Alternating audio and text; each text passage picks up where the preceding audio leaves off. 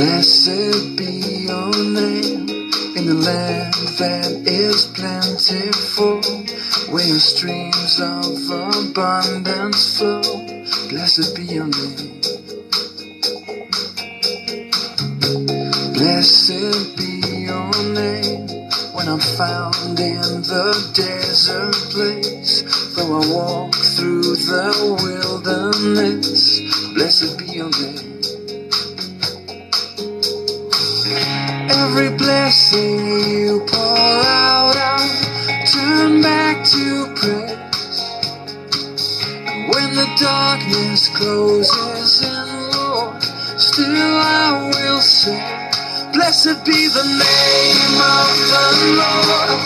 Blessed be your name. Blessed be the name of the Lord. Blessed be your glorious name. Blessed be your name when the sun's shining down on me, when the world is all as it should be. Blessed be your name. Blessed be your name on the road marked with suffering, though there's pain in the offering. Blessed be your name. Every blessing you pour out, I'll turn back to praise. When the darkness closes in, Lord, still I will say, blessed be the name of the Lord. Blessed be your name. Blessed be the name of the Lord. Blessed be your glorious name. You give and take away. You give and take away. My heart will choose to say, Lord, blessed be your name. Every blessing you pour out, I'll turn back to praise. When the darkness closes in, Lord, still I'm gonna say, blessed be the name of the Lord. Blessed be your name. Satan. Blessed be the name of the Lord. Blessed be your glorious name. Blessed be the name of the Lord. Blessed be your name. Blessed be the name of the Lord. Blessed be your glorious name. You kill and take away. You kill and take away. My heart will choose to say, oh, blessed be your name. Shamala hamala. Shamala ida. Speaking of gibberish, Shamala habla. Hakuna ma maple. Hakuna ma maple. Welcome, all my Satanists and pagans alike. May your day be blessed. Good morning. And to all the Christians who are coming up in here with your ad hominems and, your heart, hated-filled hearts, screaming, Jesus loves you, and, Satan is this and that. I remind you that Satan is a descriptive title that simply means adversary or accuser. Lucifer was not the devil. It was only referenced in Isaiah chapter 14 and is in direct reference to the king of Babylon. So please read your book. Adam, how you doing? I'm so glad you're here. How's it going? It's going good. It's going good. So are you ready to go ahead and go over how that previous person who tried to say that, for example, you can use racism in a good way and how his own beliefs contradict that?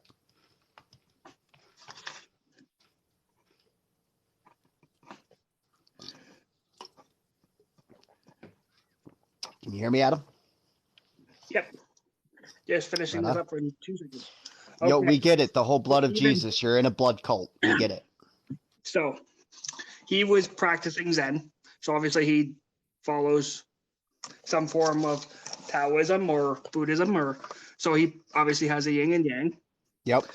And Zoroastrian, it's the dualistic, so same as yin and yang, it's dualistic. So what he was trying to do, and he did it wrong, this is better off when I do it this way, is good, Hey, Big Daddy, light, which god? evil, That and is. the dark. So treat that as two fish.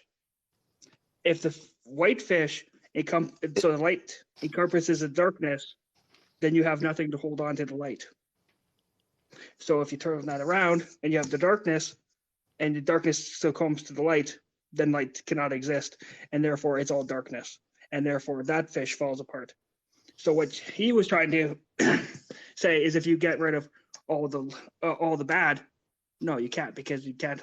It will never be all good. It's literally a walking, talking contradiction. Yeah.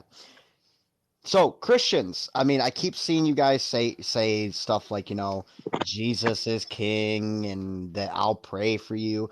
Why guests are open. Let's have civil discussion. There it is, right there. I mean, you do have the faith the size of a mustard seed, right? Like, present your argument, present your claim. Let's That's go actually, over it. and even if you look at this dualistic part, it's even in Isaiah 45:7. I create light, I create darkness, I create peace, and I create evil. I, the Lord, does all of this. Your Lord is basically the dualistic. Ooh, we may have one. We may have one. Right on. Let's see how this goes. Same as in Zoroastrianism. What's up? How you doing, guys? So, I could have sworn we had a awesome conversation. We both exchanged all kinds of awesome things. Why was I slandered by that guy and made like I was somehow wasn't even worthy of even speaking to? I don't get it. Well, that's his point of view, was it not? That was, pardon? Was that his view? It seemed like it was his view. Okay, so that was he was along with it. After I just finished having wait, what did I say that went along with it when he was referring to you? You agreed with him. You went along with it. You didn't say, "Hey, wait a minute." The only thing I agreed to was when he said about circular reasoning. Let me finish speaking. Why didn't you say, "Hey, I had a constructive conversation with John, and it was good"? What are you talking about? He slandered because me. You said nothing. Okay, so one. Okay, chill out. One. All right. He was talking about previous interactions between you and him, correct? Yeah. Was I available for those interactions? No. So can I speak against to something that I was not part of? You were part of the conversation with me, bro. Well, that's not my question. Was I part of the conversations between you and him? That wasn't the issue. He said that's what I just asked you. Yes or no? Was I? I already answered you. I said no. Okay. And so you also admit that I can't speak on what you two had, correct? Okay. And the only thing that I agreed upon about the things that he said between you two was regarding the circulatory arguments, which you did have even with our conversation. What was wrong with your and I's conversation? Explain how it was somehow deviant or not good. Well, one, the circular reasoning, which we covered when we had the conversation, right? We covered circular reasoning? Yeah, we also covered the God of the Gaps. We covered self-interpretation and self-revelation. We covered the chemical application. We covered a lot of it. Yeah, I watched from the chat, John. They covered over circular arguments with you and all of that. So here you are popping up in here, getting upset towards me because I didn't quote unquote defend you. No, I'm not upset towards you. And I'm upset towards the other guy, making like he's okay. So why are you bringing that to me and not him? Yeah, he's not here. He left. Yeah. Okay. Why are you not addressing the issue you have with him? Why are you addressing it to me? Because the issue I have with you is that you didn't say, "Hey, wait a minute. I had a great conversation with John. Why are you slandering him? Okay, so again, that's beef between you and him, for one. For two, right, everyone was present for our conversation, and they have the right to their own opinion, correct? A guy comes on talking, talking against racism, and then socially destroys me. It doesn't make sense. I don't How did he understand socially it. destroy you? He only covered your He interactions, destroyed right? mine and yours relationship. How did he destroy? How did he destroy mine and yours relationship? I mean, we're talking right now, right? Well, okay. Have you ever heard of you bring home a girlfriend and your whole family says that she's a bag of dirt? What do you think that does to your relationship? That depends. I mean, if what they're saying is pretty much true, I would probably listen and pay attention to the attributes. But if it wasn't true, I would address the family and go, well, this is what I've seen.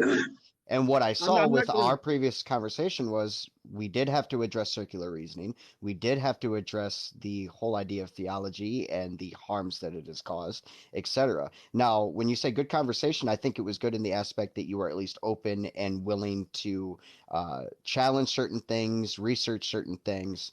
But I wouldn't say it was good as in the aspect that it was productive. I wouldn't say it's just because you guys had a good chat. I wouldn't say it's a relationship or even equate it to like a girlfriend. Right. Which is a completely different standard as well. So here you are again coming in, hauling off on me simply because I didn't stand up and defend quote unquote your honor. Well, no, at least don't go too far. I'm just saying don't go too far. You came up here and addressed me. How did I go along with it? That's your guys' beef. I'm in no obligation to defend you. He said there was no sense in you even talking to me, bro. And that's his opinion. And you went along with it. You went. Where did I? I agree with the aspect that I shouldn't entertain circular reasoning. I agree with that. Do you think we should? You've even brought it up with me. You've said, "Hey, we did go over circular reasoning." But isn't that something that that can be productive? Like if we deal with that? No. This whole argument right now is John. This whole argument right now is very circular. Especially because I'm trying, like repeatedly, I'm trying to show you, you're getting beef, and you can say it's not beef, but you came in here emotionally getting upset that I didn't step up and defend you against someone's opinion. Somebody came on after I spoke to you and slandered me. Okay, according to you, it's slander. According to you, it's slander. He said I wasn't even worth speaking to, and that you. In his opinion, he has a right to say that, does he not? And you shouldn't entertain even talking to me. And he has a right to his opinion on that. And also, did you pay attention to the end of the live where I clearly stated that there are several things that me and him don't necessarily agree on? I did hear that, and that was actually interesting. That was good. Okay, then. I wasn't sure what that meant exactly, but I hear you. That I get it. I'm just saying, for him to be so against prejudice and racism, it was strange that he just cut me to ribbons just because I had an experience with God. You claim to have an experience. I claim to have that experience. What's wrong with that? Okay, so what if I were to say, well, I just had a supernatural experience this 30 seconds ago while we were talking, and that supernatural experience tells me that you're just absolutely full of shit and not worth talking to. Is that fair? Of course it is. Okay, would you believe it? That really happened. Would you believe it? Would I believe it? It's not relevant. It's absolutely relevant. No, it isn't. Because I could be lying, right? You could be, but I never. Okay, so it's relevant. But I didn't come on and say that I wanted you to believe my story. I was just telling you my experience. Okay, but if you're going to use your story, right, if you're going to say, hey, I had this experience, if you don't expect anyone to have at least some belief in its merit, why say it to begin with? Because we were talking about experiences and about God. which is a supernatural being. So obviously it includes those type of conversations. And he made the problem that I have is just simply that he made like I wasn't relevant, or that it wasn't relevant, or that it was somehow. To him, you weren't. And he has a right to feel that way, does he not? Of course he does. Okay, so why are you bitching to me about it? Because you made like it was true. That's all. I just thought you made like it was true. You went along with it and you went, yeah, no sense even talking to that guy, when we had a perfect exchange regarding circular reasoning, etc. Yeah, I don't see a point in it. Look, our conversation was never about circular reasoning, bro. Portions of it was. What portion was that? John, did you complain this much to the teachers when you got a D in math? I got kicked out of school, man. I didn't do well there. Mm-hmm. So I never complained to anybody. I just accepted my F and. Okay, then why can't you just accept somebody else's opinion then? I can, but I think that it's hypocritical for him to. Then address him with it. Why are you addressing me? And you guys, and you, and our brother Adam, for you to be so open and so. What, Satan loves you for who you are. For who you are. That doesn't mean I have to like a damn thing you say or do. You're promoting who you are. Come as you are. Who you are is okay. Yeah, who you are as a being is perfectly fine. So that doesn't mean that I'm okay with your belief system, that I'm okay with the shit that you do or that you say. Like right now, yeah, I'm getting kind of livid because I'm getting sick and fucking tired of Christians like you who jump on my page and address me the way you're addressing me. For what?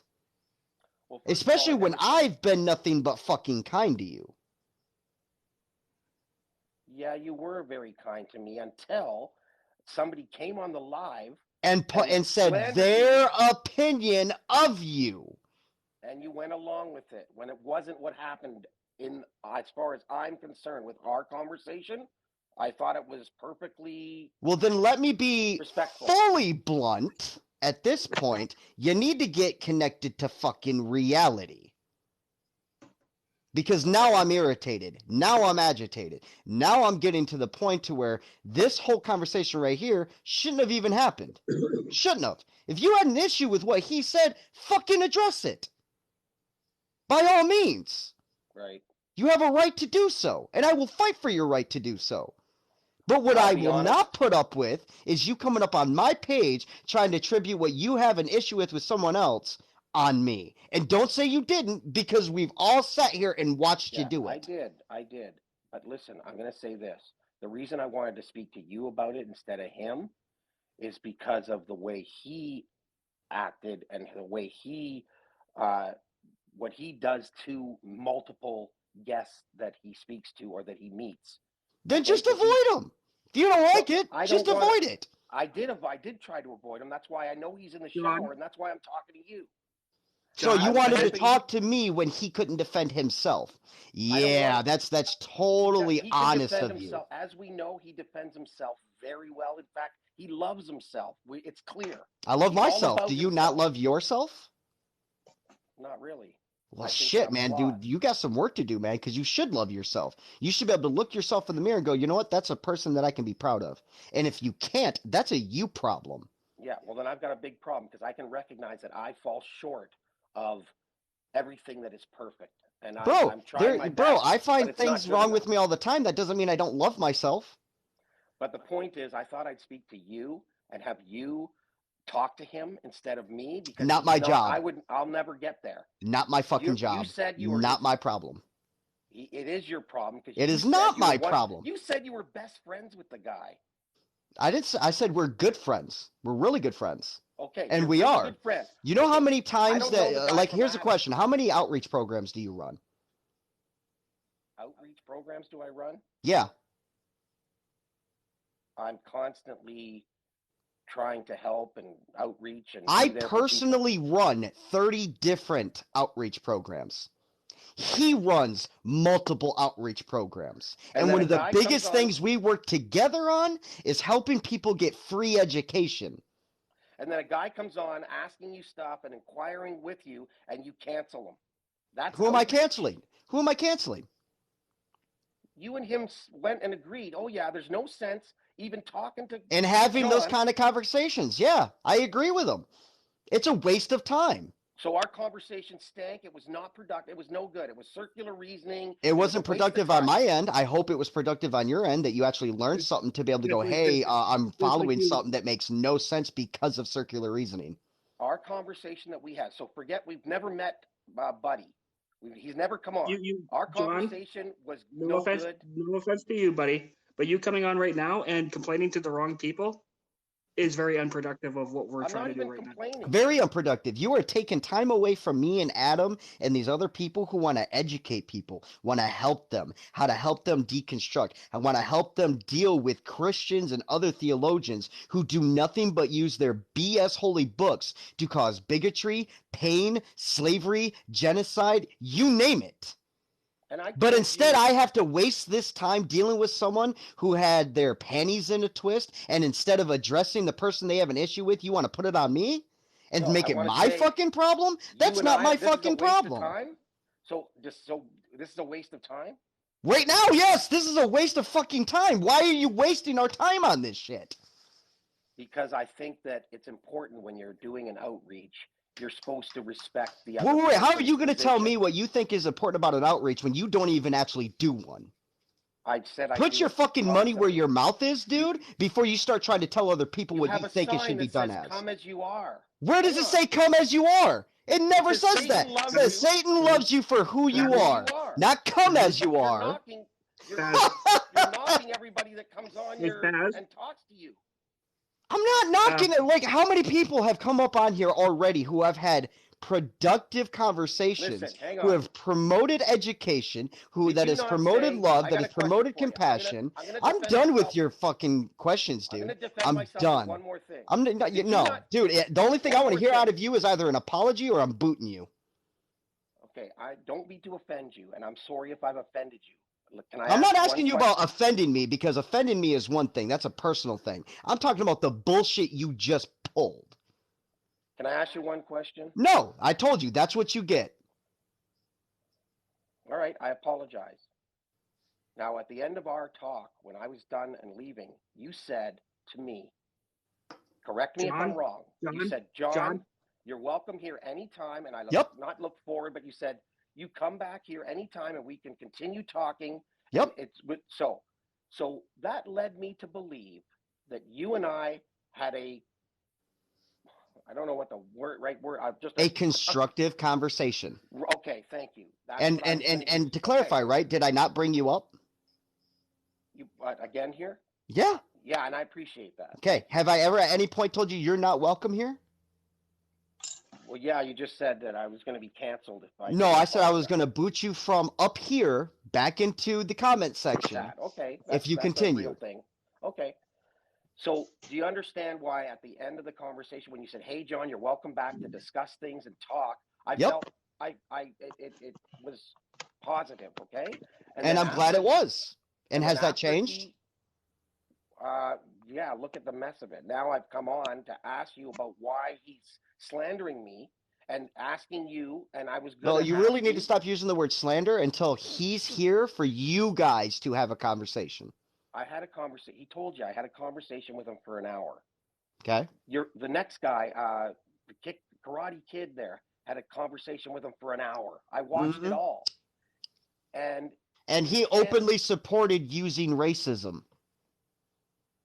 Yeah, he did. No. He didn't say use. He didn't say be racist. I'm not sure of his ideology either. But he said we have to turn things to use them and use racism in a manner that is beneficial. Those were his exact words. He used an AK-47 as his first example. He just went to racism after he tried to talk to me and Doc. Yes. Okay. And we clearly demonstrated on how that is not plausible. Okay, so what was said about him when he got done? What do you mean?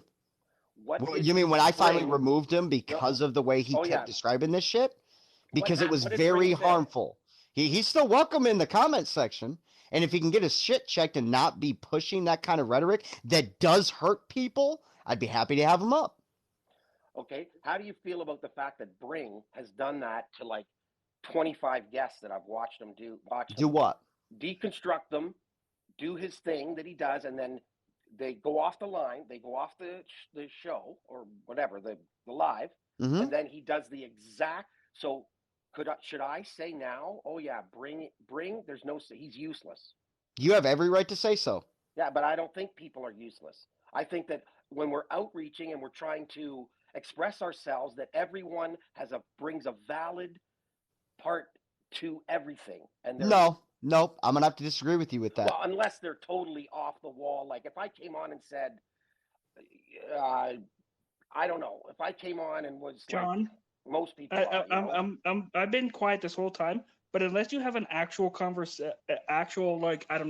conversation, please get off the live. Okay, no problem. Take care. Thank you for giving me a bit more of a platform. I appreciate it. Yeah, absolutely, man. You're welcome here, but like, dude, don't be bringing me issues between you and another person. No, I'd love to hear Adam talk about what I've said, not just say, John, I'm sick of listening to you. He's doing the same thing. How do you feel about what I'm saying, Adam? You think that Bring should just bring people on, deconstruct them, and then say, yeah, that guy's a stooge, never listen to him again. We can't. He has every right to do so, just like you have the right to say the same thing. I asking your opinion. Do you think that's a great way of doing outreach? He wasn't doing outreach. He wasn't here to outreach. Are you not doing outreach right now? I am. Satan loves you for who you are. I am. Talk. Yeah. So I am. You think but that doesn't mean that that's what Doc was doing at that moment. Doc was here just to educate people. Okay. All right. Well, I've seen Doc do that repetitively. So if that's not circular, and that's his platform, and he has a right to do so on his platform. And if you've got an issue with the way he runs his platform, address him. Just like Doc said it, I'm going to say it to you. This is very circular and it's meaningless right now. Right. It is. Okay. It is because we could be helping other people, but instead you keep bringing up the same issue that I've already told you is not circular reasoning, but not Doc's. Okay. I understand. Well, you just brought up if you think that his reasoning is circular, cool. So then how about this? I will reach out. No, how about this? How about this, John?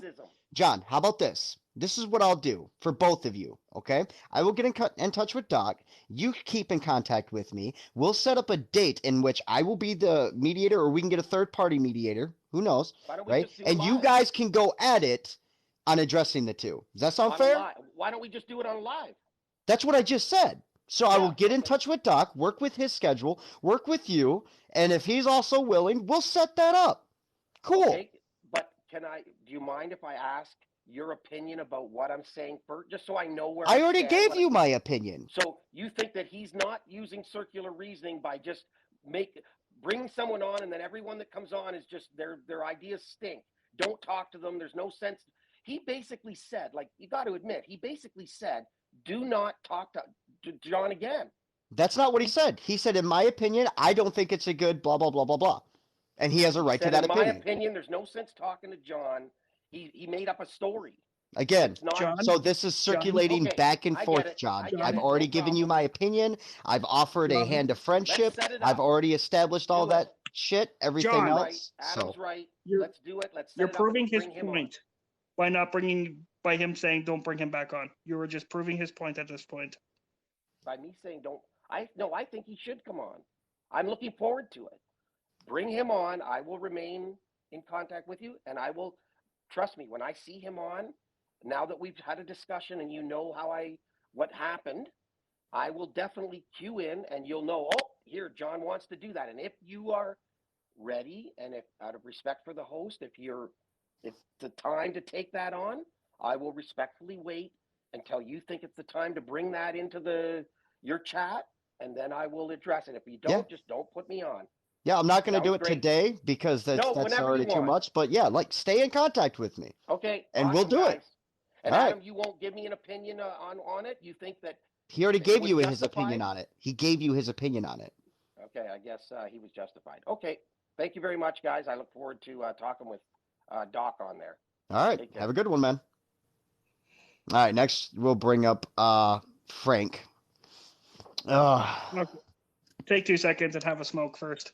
Yeah, I'm gonna go ahead and have one while this one's coming up. Hey, how you doing, Frank? Can you hear us, Frank? His screen's black, so he might have TikTok might have done its thing. Okay. Well, if you want to come up, just send another guest request. For all the Christians and other theists that are in the chat room saying, "Oh, it's impossible for Satan to love you," let me remind you again: Satan is a descriptive title. That's all it is. So if you're going to refer to it as he, right? Are you referring to me? Are you referring to Azazel, Samael? Whom are you referring to? It's that simple. Oh, we got 2 requests. Oh, it looks like Frank came back in. All right, sweet. Let's hopefully it works. Hey, Frank, how you doing? Can you hear us?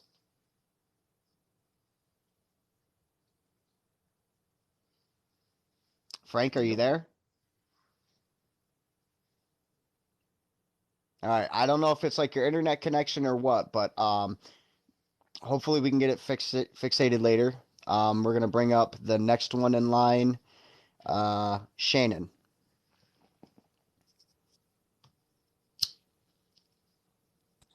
Good morning. How are you? I'm doing okay. How are you? I'm doing amazing. So, was there a topic you wanted to cover? Questions that you had? Yeah, I just seen you're live on my news feed, and I was wondering, why do you think that Satan loves you for who you are? Okay. So, do you know that Satan, the word, is a descriptive title? What does that mean? Okay, so an example would be you have a janitor, the word janitor being a descriptive title, and then the individual is named Bob. So, like the title God?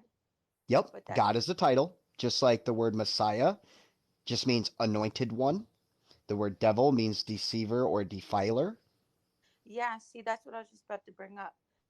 I think devil is a title, but Satan is a name. Nope, Satan or Shayatan is a title or description. So, for example, According to what? every time it's used in every form of Abrahamic faiths. Yeah. Well, Like in the Bible?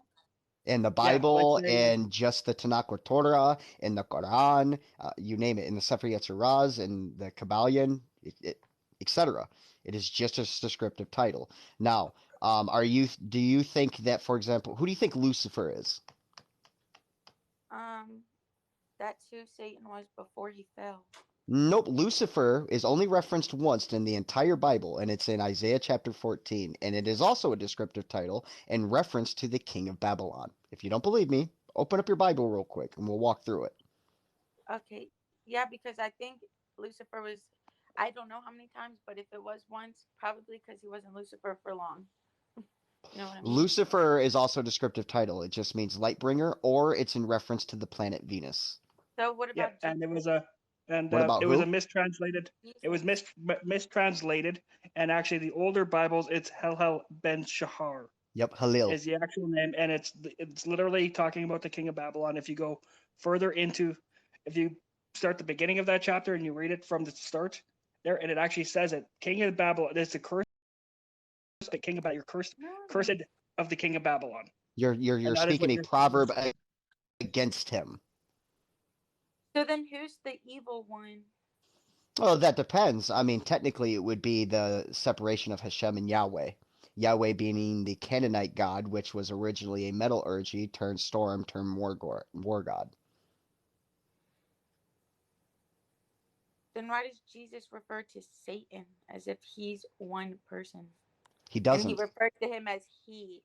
Oh yeah, I love the Bible, and I reread the New Testament like 4 times, and That's it? Jesus refers to Satan. No, I know, but I just became born again, but You know you're Jesus. Also, I think it's Paul I tells Paul know, he's a right? Satan. Yeah. Also, So according to your own that the tells the you it's way a that title. you're thinking, right? According to Revelations chapter 22 verse 16, then Jesus is the devil. Do you know the reason for so many branches of Christianity is because people like twist scripture. That's what Satan does. Satan is the Nope, that's the author of devil. The devil confusion. twists scripture. Satan's Well, just a like you title. said, that's just the title. Shannon, if you go Yeah. to like Job, right, in the book of Job, when Satan does all those things, right? You know He's who known that as the is? great accuser, which means he's in reference, specifically that Satan is in reference to Samael. Well, I was trying to say that, Oh, my but bad, that's Adam. Samael. Go for it.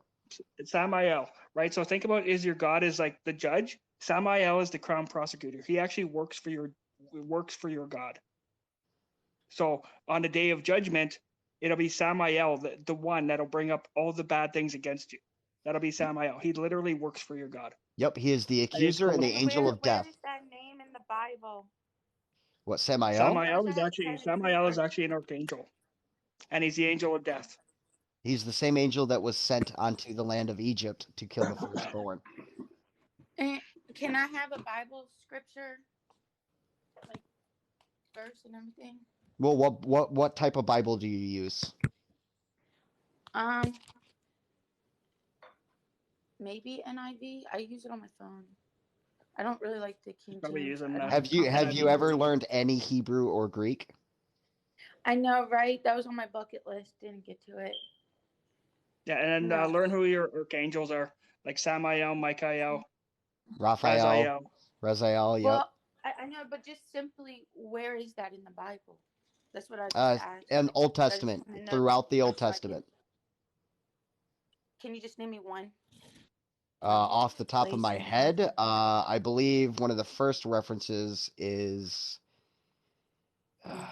I know there's some in Isaiah, there's some in Numbers, there's a couple in Deuteronomy, there's one in Ezekiel, two in Ezekiel.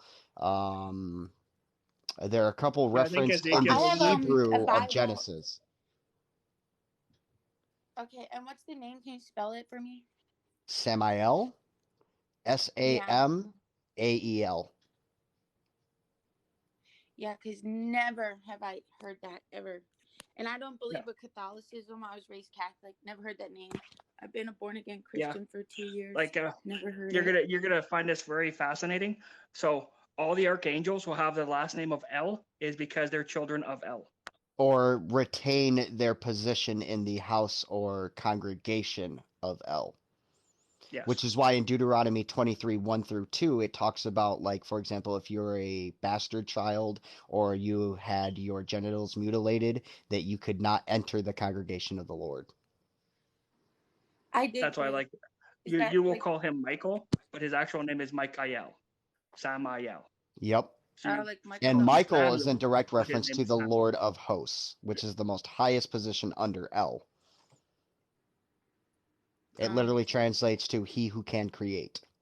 So like when you look in your Bible and it says Lord, like, so when it says Lord God, that's not talking about your God. That's actually talking about Michael. Lord of so Hosts. Like if you see Lord God, it's talking about the Lord of Hosts or Michael. And what is your guys' belief? Like, what do you define yourself as? I'm a hermetic atheist that follows treeism. Hakuna Maple. Hakuna Maple. Wait, so if atheists, don't they like not believe in God? We either don't believe or have the lack of belief. Yeah, there's agnostic and then there's Gnostic. So like Gnostic or agnostic or knowledge claims, theism or atheism is a belief claim. Well, I thought agnostic just means you don't know what you believe. Yeah, exactly. It means you make the knowledge claim that nothing can be fully known. So what Bible you like get your information from? Well, first, to understand the Hebrew, you're going to want to get a copy of the Stone Edition of either the Tanakh or the Torah, which contains the Torah, the Haftarahs, and the 5 Meglios. You're going to want to get the complete Apocrypha. You're going to want to get the Sefer Yetzirah, both creation and formation, the Sefer Bahar, Sefer Hamalach, or Sefer Raziel. You're going to want to get a Sephardic Siddur to understand all of the Old Testament rituals and practices. Then in the New Testament, think Greek. So you're familiar with the Bible? I'm extremely familiar. I have my degrees in divinity and metaphysics. And I am an ordained high priest of divinity.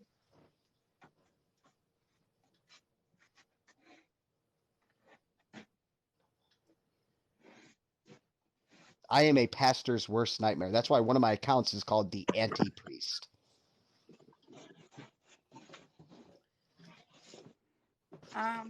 What does Jesus mean when?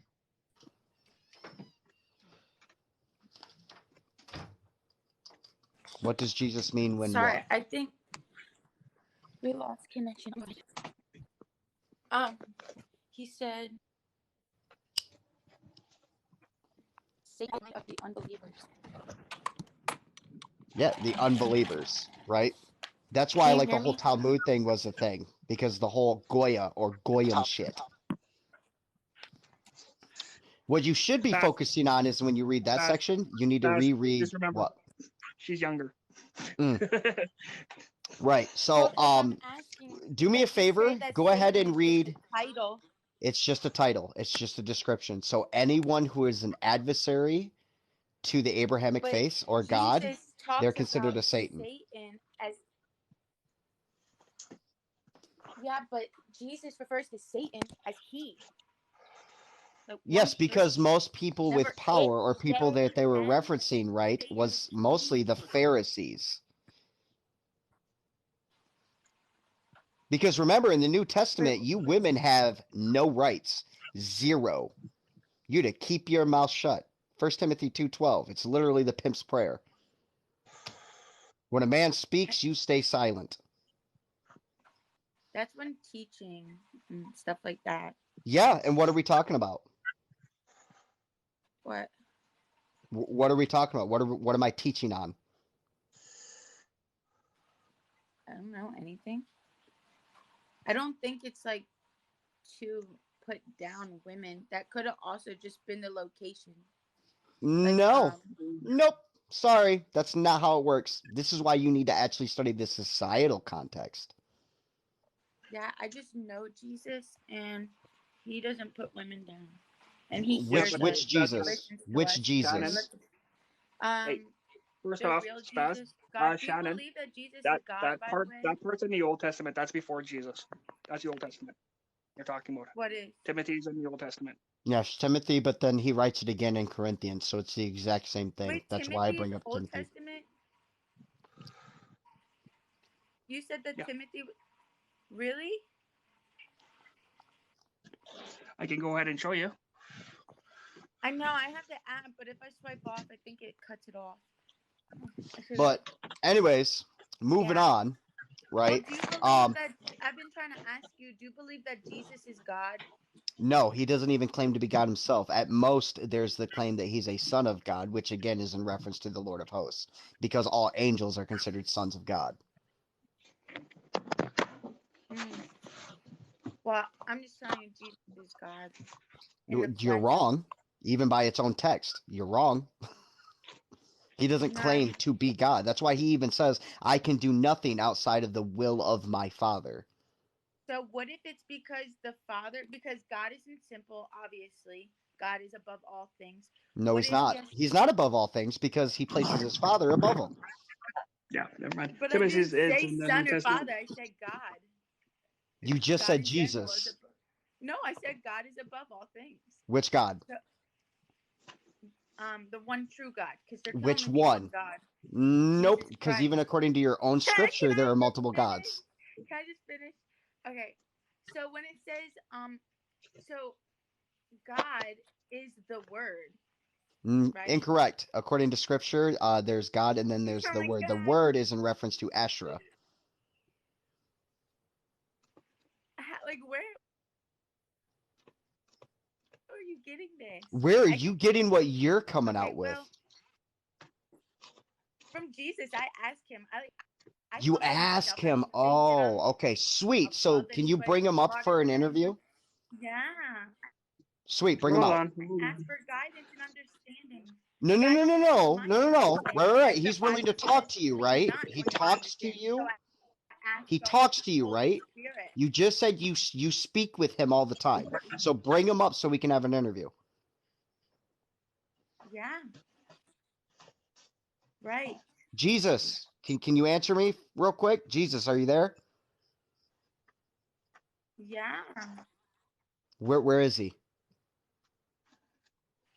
The sarcasm is not. This Do you isn't see your sarcasm. I'm fruit being dead still? serious. I'm being dead serious. Jesus, where art thou? So, like, what if on Ooh, why are you talking? I'm Day asking for 6 Jesus right now. rolls and No. I'm asking for Yeah. Jesus right now. he came as Jesus Christ, and when he comes again, he's on his way. Oh, He's the come coming again. again. Okay, so real quick, you do know that he told his disciples that there will be those amongst you who will not taste death upon my return, but they're all dead. So how is he still coming? Exactly, because you twist scripture, you take it out of context. That's not a And there's twist. meaning behind Jesus. No, those were his words. Okay, so then what's the proper context? I mean, since you haven't studied Greek, you haven't studied Hebrew, I've had to list several books that you weren't even fucking aware of, and I'm still waiting for Jesus to speak up. But So explain yet, the context. I still know the truth, and you don't. Then explain the truth. Explain it, because I've already proved you wrong on everything you've said so far. Jesus is God, and Satan is the devil. Satan is not the devil. The devil and Satan are two completely different descriptors. You can't even get that correct. Satan deceived you. Okay, so what's the name of Satan? Who is Satan? Who is it? Who is Satan? The devil. Satan is two completely different descriptive titles. Who? Who is Satan? Give me a name. Spaz, I'm going to show you something, okay? Okay. This is Timothy, right here. Is his name. Follow along with me, Shannon, here, please. All right. But which becometh women to profess godliness and good works, let the woman learn in silence with all subjections. Okay. Okay, so like it, they literally do say it. Yeah, what's wrong with that? Well, then why are you even talking?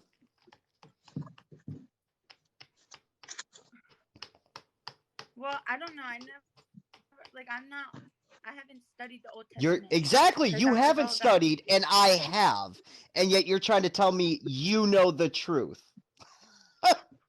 That's Jesus revealed it to me. It's just like the Bible backs it up. Okay, then Jesus, where art thou? Timothy's Shannon, Timothy's in New Testament. That was a test. That's what I'm saying. But you were telling me that's in the Old Testament. Which is why I also said Tim. That's why when he said it, I was like, no. That's why it's also said in Corinthians. So either way, even if it was, it wouldn't matter. We could look in Corinthians now if you want. Yeah, but also it's like, can you find it where Jesus said it, or in Matthew, Mark, Luke, and John? Who wrote Matthew, Mark, Luke, and John? Here's a good question. Who wrote Matthew, Mark, Luke, and John? I thought it was Matthew, Mark, Luke, and John who wrote it. Even biblical historians clearly state that they were anonymous writers. She is young. I don't give a fuck anymore, dude. I don't give a fuck anymore, dude. The level of ignorance, and then also trying to claim they know more about it than I do, is just downright hilarious. Most of biblical theologians think it's anonymous writers because like actual scribes are just. Someone like me, if I know something that someone else doesn't, I'm gonna share information to help others. But your information is 100% incorrect. 100% incorrect. Instead of helping. I tried helping, but then you kept trying to tell me that I didn't know what I was talking about. Because that's what we do as human beings. And no, that's what you choose to do. You asked me what I thought. I didn't make a statement. I didn't ask what you thought. I asked you clear questions. What is this? What is that? Where does this come from? And you got it completely wrong. Jesus verified it. I bounced around religion. He did save my life. Nothing in this world saved me other than Jesus. He didn't save your life. I'm sorry to tell you that, but the only one who could save your life was you. Like, hold on. You made the active choice to change your behavior. Spaz, you take a You know, second. I made a mess Just of my life. I let could me never ask save questions myself. first. Yeah, go You for it, just Adam. calm I'll down take a for break. second. I'll take a break. You go for it, How? Adam. Okay. How did God save you?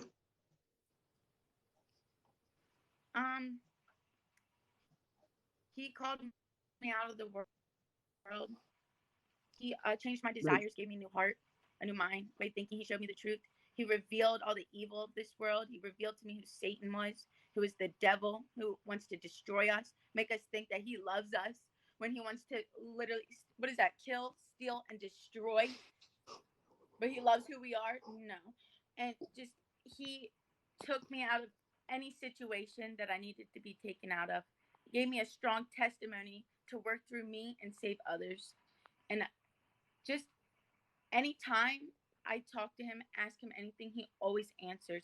Maybe not in the way that we answer each other, but in the way that God can answer us, that we would understand him. Because he's not physically here, but his Holy Spirit is here. You can feel it. There's witnesses, there's testimonies. Like, it's just, you know what I mean? Shannon, who are the witnesses? Yeah. People like me, people that are saved, people that So those are truly know that's Jesus Christ. anecdotal evidence. Like that doesn't even hold up to doesn't hold up to any The kind of amount of witnesses, scrutiny. the New Testament, their witnesses. Okay, so name them. Name the 500 witnesses. Spaz, like I said, take a minute. I got this covered.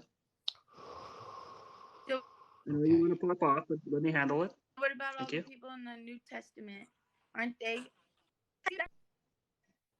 No, just I could write a book and put 500 witnesses saying that then Jesus was never alive. That, you know how the word putting 500 in a book doesn't make it any more relevant. That's what they call circular reasoning. Is in your book, the claim the claim isn't official for the claim. This is called You see circular that? reasoning. So if God is real and God wanted us to know him, and the way he did that was giving us his word, the Bible, you think he would let anybody lie in it? You think Well, then he what? isn't powerful enough to No, protect his word and provide the but truth you and realize work in your through own book men to write that it? it's you realize in your own book it's God breathed, man written, but in the same book it says man are fallible. So it could be Wait, men possible that are. fallible men wrote a book writing some infallible God, which is fallible reasoning. Wait, I'm sorry. Can you use another word? I just don't understand when you say that. People that can illogical people. So not people that can deceive you, right? People that can deceive wrote a book. Or That's what they, they mean by fallible. People because that you know how we don't have have the best ivory? interests. Yeah, or like how we're like just vessels, like we're just flesh. God could work through anyone. Like I could have absolutely no knowledge of So, how to physically save a life, so how do but you God will how do work you know through that me. you're Yeah. Shannon? So How do you know your God's not working through Spaz and me right now to show you a better way? Because what you're saying right now, it doesn't match up to what you think is your Bible says. Like your Satan is just a title. It just means deceiver. Like I So said. here, how about let's And do this real quick. Let's do this real quick, Adam, to really help her get it in. Shannon, do me a favor and turn to John 8:44. sorry, I'm not home. I don't have my Bible. Can You you do just it said for that you me? use it off of your phone, but yeah, I'll quote it word for No, word. I know, but if You I are if of I your also read father the the app, devil, for when he speaks in his native tongue, which are lies, for he I is the can father of I can lies, and he was a murderer in the beginning. Now, if we take that description and we apply it to the Old Testament God, was he not also a liar, a deceiver, and a murderer? who? Your God. Like I said, I didn't study the Old Testament like that. You Apparently, okay? in the So Old did Testament, he was or a did harsh not your God. God command the murder of children? Where? 1 Samuel 15:3, Hosea 13:16. I mean, the list goes on. They even admit it in No, no, Psalms no, no. 130, I'm not. I mean, 135:8. please enlighten me and provide me the Don't scriptures just as I throw. write them If she doesn't down. know, I if she just told you. doesn't know, yeah, if Okay, she well doesn't know, maybe you like can't just throw say it Bible slower verses so at I her. could She write doesn't it know. down Okay, instead of being arrogant. first, do not call me arrogant. Do not. I'm entitled to my opinion. You should take Yeah, notes from Adam. He's very nice, even though I'm like you normally don't very agree. nice too. I just don't put up with blatant ignorance. You don't like putting up with something doesn't mean to be rude. I can be rude all I want, especially when it's blatant ignorance. You openly admit that That's you your haven't opinion. In studied my the Old opinion, you're Testament blatant at ignorant. all. Have you studied it at all? You admitted that you have not. And yet you try to say that I don't know what You I'm still talking have about no idea when what you're I talking have about. studied it. We're Then why are educated. you asking me to give you the exact verses if I don't know what I'm talking about? Because I want to know Which why one you of us think has what you quoted the think. scripture word for word between us? Okay, and I want to know why you think what you think. If we all like studied the same thing and got the same exact answer, you think there would be this many religions? Oh, exactly. Okay, It's so you right would in be your wrong face, Shannon. because you Why do you studied think there are so so many long. interpretations? Because none of y'all can actually agree on anything. Like you Spaz. don't even Because it's not the agree. infallible word of God. It's just made up BS by humans. Oh, that's what you think? Not think, no, and can prove and have proven day after day after day. Listen, I'm sorry I got angry, but I just want you to know that Jesus is God and He does love you. Yeah, And well, Satan no, he doesn't. blinded No, your he mind doesn't. No, he doesn't. because So stop with the crap. I can Actually feel the love. research the books. Actually research it. When you've actually researched it, come back and we'll have a conversation. But I'm not going to deal with a little yelp like you sitting there calling me arrogant when I've studied far more than you have. Just because of what you Check know your doesn't shit. mean you're not arrogant. It's your Check your shit. character. What name one thing that I've said so far that is arrogant? Your tone of voice, how you talk to me, your body language, the way you curse. I was blocked. What's wrong with cursing? Yeah, that's what I thought. Okay. All right. Right on. I can't handle that level of stupidity. I just can't. What's up, Kara? How are you doing? Blessings this morning. Just take a second. Hi there. Thank you so much for letting us on. My dad Yeah, is here, absolutely. and I hope you don't mind that my dad speaks a little bit. No, Awesome. go for Thank it. you. His name Welcome. is Paul. Pleasure to meet you, Yeah, Paul. cool. Thank you so much. Hi there. Hi, how you doing? Shannon, I just want to say to you, well done. You are facing these two guys, and God is dead. Is that your name? My name is Spaz or Hello? Jay, if you would like. Could Hi, you hear me? Jay. Yeah, it's good to talk to you, but a lot of the things you are challenging poor Shannon with are. It may be that she doesn't know the parts of the Bible that you're talking about, but you say you've studied the word, right? Mm-hmm. Yeah. You haven't studied. If you studied the word properly, you would believe it. Really? Okay. So why? What about what I've said so far is incorrect? Remember, there's Uh, there are a few things, but carry on, and we can discuss with you. No. Tell me, what is it that I've said so You far about the challenge. biblical You text challenge that is poor. incorrect? Okay. You challenge Shannon to let Jesus talk now, right? Yeah. Let's hear him. You're waiting for Jesus to talk, right? Let's hear him. Let's hear Satan talk. Or I'm talking right He now. doesn't believe. I'm Or talking right Lucifer. now. Let's hear him talk. I'm talking right now. Challenge him to talk. The word Satan is a descriptive title meaning adversary or accuser. That I can believe. That I can believe. Exactly. I'm talking. Okay. So where am I then incorrect? I'm talking right now as well, and it's Jesus talking through me as Satan is talking through you. I didn't Jay. say Satan was talking Then through is me. I that said not I correct, am according to Satan. what So you are say? you Jesus? Wow. Are you You're Jesus? going to have to do a lot better to to make me No, believe no, no. I said that you I'm are Satan. I am a You are- Satan. you The are word is a of Satan. descriptive title.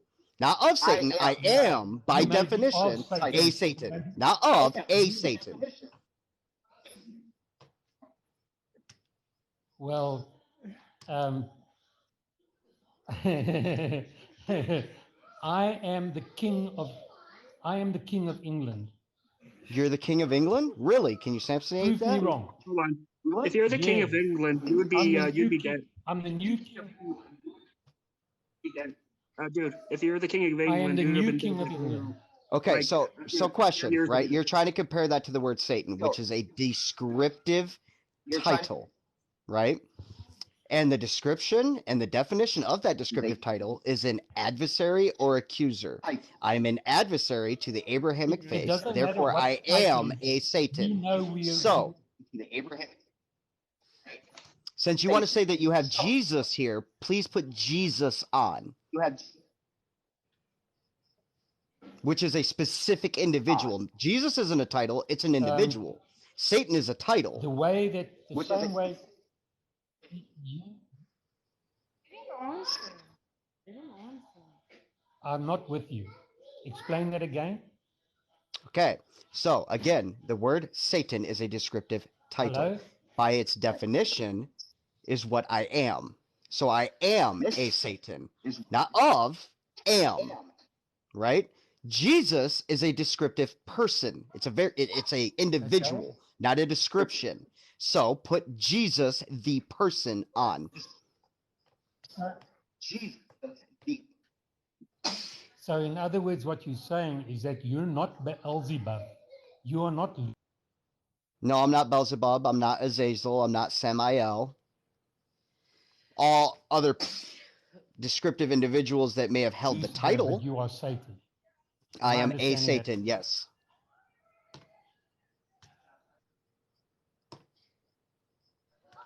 Okay, since I want to ask you a question, since you're not Kara, who do you think Lucifer is? I'm gonna let you handle this one for a second, Adam. I'm gonna go use the bathroom. Hello. Hello. Hi. Who do you think Lucifer is? They try so hard and got so far. Oh, I'll let you figure. I'll tell you anyways. Lucifer is a mistranslated part. If you actually go Old Hebrew, it's actually Hel Ben Shahar, and what that means is it's actually the king of Babylon. So whenever you guys say Lucifer, it only shows up once in the entire Bible, and it's a mistranslated from Old Hebrew, and it's Hel Ben Shahar, and it's the king of Babylon. If you actually go back some verses, it actually tells you it's the king of Babylon.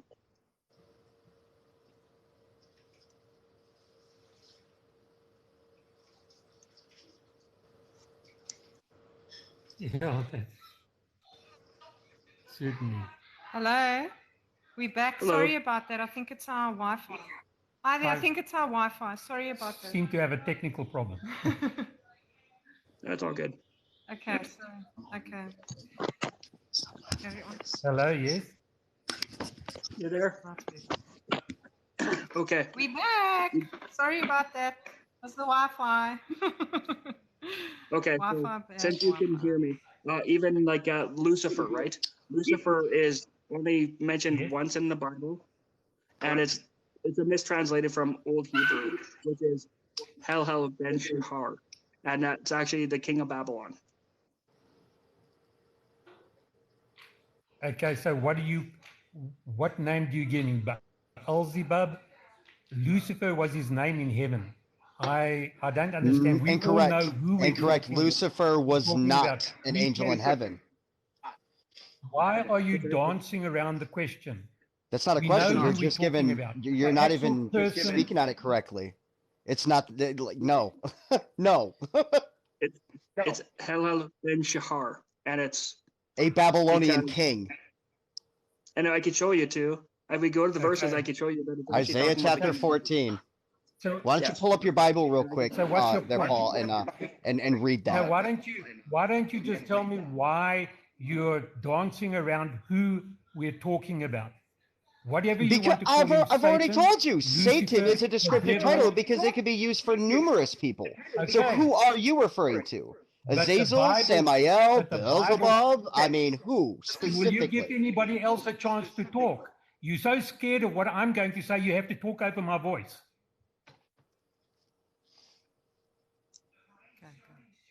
The Bible calls him Satan. The Bible calls him Beelzebub.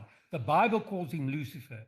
We know who we're talking about. And you're saying, you are Satan. I know what you mean. You are a vehicle of Satan. when Jesus calls John Satan, is John Lucifer? Is John Lucifer? I would be very careful of your actions. Especially when, again, you just said that it's Lucifer. I'm done. And we've already proven that Lucifer is the Babylonian king. That's literally what that word comes from, and it comes from the Latin Vulgate. Okay, tell me what do you want to call the person I'm calling Lucifer? What is your name for him? Halil. We've already told you this. We've already gone through this. Okay, I'm quite happy to call Halil whatever you want to say. You are not saying that you are Halil. You're saying that you're a vehicle of Halil and you can call yourself Satan. Is that what you're saying? Nope. I really wish you would pay attention. No, I really wish you would explain yourself properly. Yeah. I already have. So again, Halil or Lucifer. So listen very carefully, and I will say it again. Lucifer specifically is Halil, right? Which is in reference to the Babylonian king. When using the title or description of Satan, it could be applied to multiple or different individuals. You are proving how ignorant you are by trying to change the subject. You are proving how ignorant you are. I didn't change the subject. I literally went over what you asked me and described it again. It is not my fault you can't actually pay attention. You are. You want to stop time in the same way. It is a recording. Who's recording? Because nobody fast forwards for a while. We've got an internet that keeps cutting off over here. I wonder who's responsible for that. Yeah. We know. What? Let me guess, it's the devil. I want to guess. Yes, it is. Of course it is. He's very scared of this conversation. Okay, this be interesting for both of you. He's very scared of what... This fits right into the narrative right now. Exactly. I form the light, and I create darkness. I make peace, and I create evil. I, the Lord, does all of these things. Evil. You're saying the Lord does evil. Right there. Says it right there in your scripture. Have you ever read it? What verse is it? I make Isaiah 45:7. What verse? What chapter? Isaiah chapter 45. Isaiah 45 verse 7 for the third time. Okay. Unfortunately, we got a bit of an internet problem here, so I didn't hear everything. Quote the verse again. For the fourth time, Isaiah 45:7. I'll say it. I form the light and create darkness. I make peace and create evil. I, the Lord, do all these things.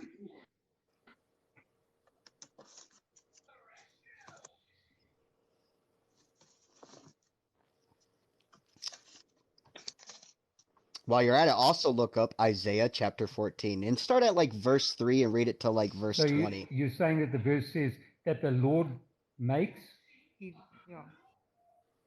peace, creates, or manifests, depending on which translation you use. If your God creates everything, he creates evil. That's part of everything.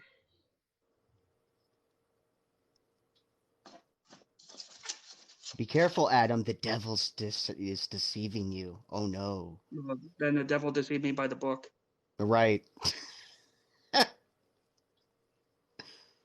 They probably couldn't even tell me what the 22 consonants are, what the 3 mothers are, what the 10 spheres of creation out of nothing are. They probably can't tell me what the frequency application for Sophia or Asher. Daz, let's talk to them on their level, please. Okay. I'm tired of being on such a low level. Well, sometimes you got to just talk to people at their level so they can, just because they probably don't know this much as you do, right? So we got to talk on their level too. And that's the issue. They don't actually study their own book.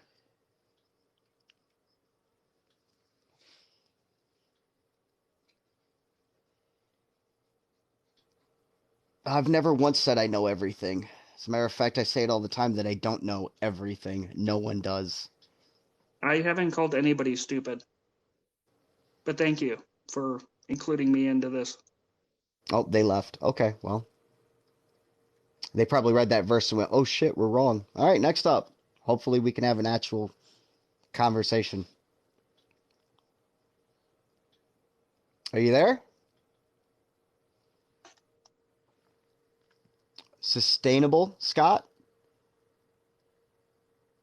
All right, I'm going to remove you and then have, if you can, resend your thing, and then we'll bring you back up. Oh, Sustainable Scott. He's the one that actually I was talking about. I was talking to him the other day. Right on. Chill, dude.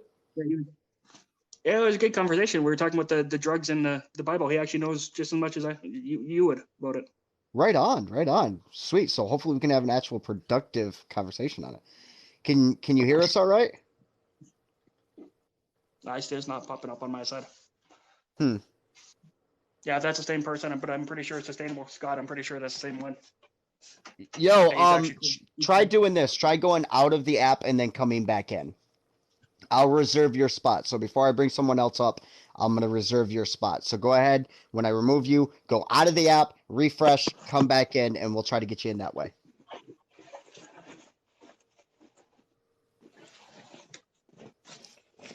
I love how they dip, too, after you showed them that verse. Like, that's hilarious.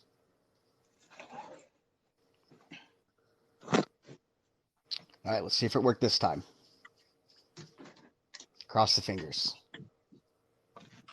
There it is. Woo!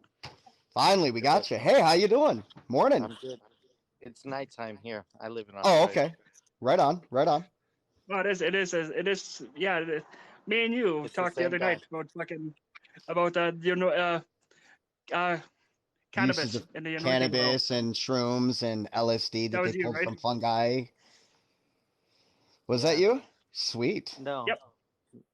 Well, yeah, I was talking with this gentleman. Okay. Right on. Right on. So what'd you want to cover here? In the Talmud, Satan is Samuel, right? Samael, yes. Samael. And what was he originally created for? He was originally created as, depending on which text you read, it was either from, for example, like the greatest prosecutor, and the angel of death. Now, later inscriptions portray him as, like, for example, the king of demons or the prince of demons.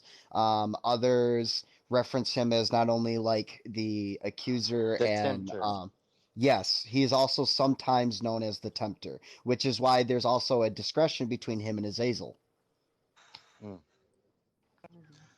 So, have you ever heard of DMT? Oh, how did I get 3? Oh, yeah, I use DMT all the time, and I help many other people use it. Oh, really? Yes. When you do it, what do you see? Do you have a good experience, or that's subjective to the person. It really is. What I have found is if you go into it, like if you're completely fresh and you've never used it before, depending on your previous mental state can have a huge impact on what you perceive. Yeah. So I've seen people have good trips, bad trips. I've had good trips, bad trips. And when utilized correctly and in a safe manner, it can do wonders when it comes to what people call shadow work, diving into who you are, processing things that normally you couldn't address. So it forces you to address them. And then other times it's just woo, this is fun. So it really does depend. Frederick, do you know where it comes Frederick, from, what tree it Exodus comes from? 30:25, and how to make anointing oil in Hebrew. It is literally to make anointing oil. You use cannabis. Yep, amongst other things. All right, now what was that question again? Sustainable. Do you know what tree DMT comes from? Well, I mean, it comes from numerous different plants. I do know, for example, when you The use primary one. ayahuasca root, the one that I've used mostly is the ayahuasca root. So ayahuasca is a mixture of a MAOI inhibitor and Mimosa hostilis or acacia. So Acacia confusa, so the acacia tree is where the majority of DMT comes from, is acacia trees. Yep. And it's very interesting to me that the Ark of the Covenant is built out of acacia tree. Yo, the fact that somebody else knows that, dude, like, mad respect. I told you. I had conversation with Sustainable Scott for like a good 2 hours So on this. Sustainable, have you? What's your take on the book on the holy mushrooms on a cross? Yay or nay? I haven't read it. Ooh, highly recommend it because like when I read it, I was like, wow, it does point to a lot of key things about that. Like not only like with the Ark of the Covenant, but also their rituals that you find in like the Sephardic Siddur on like when they mix their frankincense, their oils, the breathing techniques and oming that they did, the reciting of specific hymns while going through these processes of utilizing things like the LSD, the DMT, the cannabis, etc. So I mean, they were definitely high as a kite. Why do you think it's called getting high? Yeah. That's how they talk to God. To get Yeah. high, you got to get high to talk to God. Yep. Yeah. So, if you agree with all of that, do you think it's possible that there's a Jewish scholar who argues that the ancient Israelites were using ayahuasca because the acacia tree is so prevalent in Israel, and the MAOI inhibitor is there as well. So, Yep. do you think it's possible that they were talking to God through ayahuasca? Okay, so this is a great question, and as a hermetic atheist, I think that it is very plausible that when under these substances, that your neurological brain switches from one form of active reception to another form. So it's kind of like the tuning of a radio, right? I do think that it is plausible that when we're under these states, that we can, in a sense, commune with other entities of a different frequency vibration. Now, do I personally think that that's necessarily God? No. But do I think it's possible that we are, in a sense, picking up the frequencies of other possible entities or personhoods? Yeah, I think that's possible. I find it really interesting that all of the times that God spoke to them, it was like in the cloud of smoke. So in the tent of meeting, they were burning the incense, and in the cloud of smoke, they saw God. Or in the New Testament, when Zechariah had a vision of the angel Gabriel, who said he was going to have a son, Zechariah was burning the incense. And when they were burning the incense, then he has this vision. Yeah. And which makes you wonder what was Mary on, right? The archaeologists have proven that the ancient Jewish shrines have cannabis resin. So they were using cannabis. Which also points to like the burning bush, right? With Moses. Exactly. The burning bush. And makes the a thing lot of about sense. Cannabis is this plant was the most widely grown plant at that time. For all of human history, cannabis was what they made all rope out of. And so this plant was used and grown all the way up until the 19th century, pretty much everywhere. Yep. Naturally, too. Like it wasn't even something that had to be farmed. It just naturally grew. Yeah. So it's why our have you ever heard of oxygen went down so Have you far, heard of too. the plant of renown? I've heard of it. The plant of renown is in the Bible, and it says, I will raise up a plant of renown and people will be hungry no longer. I think that the cannabis plant is the plant of renown because the cannabis seed itself is a complete protein. It has all three omega fatty acids in equal balance, and you could live off the seed alone. and it would sustain you. Well, for the most part, I mean, there are still some things and other things that your body does need, but yes, like for example, if that was the only access you had, you could survive off of it for sure. It's why they're Yeah. so widely used in other countries for diabetics. Mm. So if we all have DMT in our brains, right, and that's what Yep, from causes our us to pineal dream, gland. Yep. Yep. yeah, in our pineal gland, is it possible that when we die, our brain releases DMT and we have a hallucination, Yep. They've That's already that's proven that. actually It's called an NDE. Yep. a near-death experience, Yep. That's what happens. right? Your brain secretes extreme amounts of DMT. yeah. So That's not the only would thing that gets secreted. It's would you DMT, say the would you say cannabinoids, that and it's self-created, what you see, that it comes from you, or is it coming from outside? See, that's the big question, right? So we don't know 100% for sure. That's why I say it's plausible that it could be that we're connecting to, for example, especially if you understand dimensional ray, physation, everything else.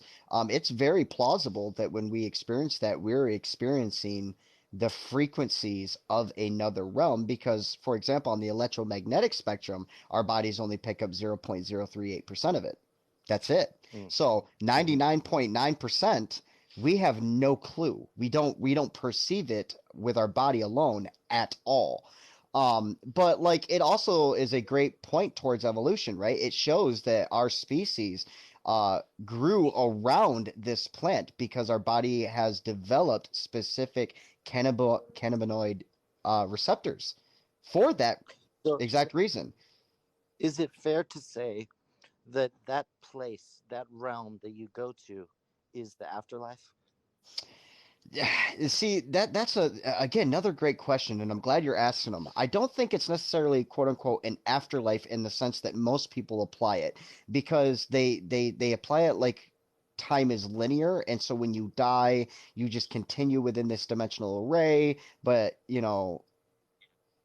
It's forward, plausible that our right? brain releases DMT right when we die, and we go to Right. that space. So, but what I think is happening, right, is if we're gonna go down that right, I think it's kind of like the stack idea from like altered carbon, right? That when this happens, as electrons both appear and disappear and all this other stuff when you get into quantum mechanics, I think that a plausibility is that when we die and we experience this and this expression of this chemical and everything else is going on, that in a sense the connection, right? Like Mm. entanglement is occurring in a sense to where in if we're almost being copied or downloaded to another dimension. So that is plausible. Or that, for example, we are only observing the most probable of this third dimensional ray, but when we die, we simply hop over to one that's damn near identical, but isn't the same, right? It's very close, which could also explain certain situations of like deja vu. Have you heard of the ayahuasca diet, where before people do ayahuasca, they have to do a strict diet of no meat, no alcohol, no sex, Yep. everything like that before they do ayahuasca? Have you Yep. ever It tried was that? that. Yeah, I did. For me, I did it for 3 weeks, and the only thing that I was allowed to have was I was allowed to have water. We were allowed to have plant-based proteins, but even that was very restricted. But they call it the previous cleanse before the great cleansing. Mm. So did you do ayahuasca or did you do DMT? I did. I've done both.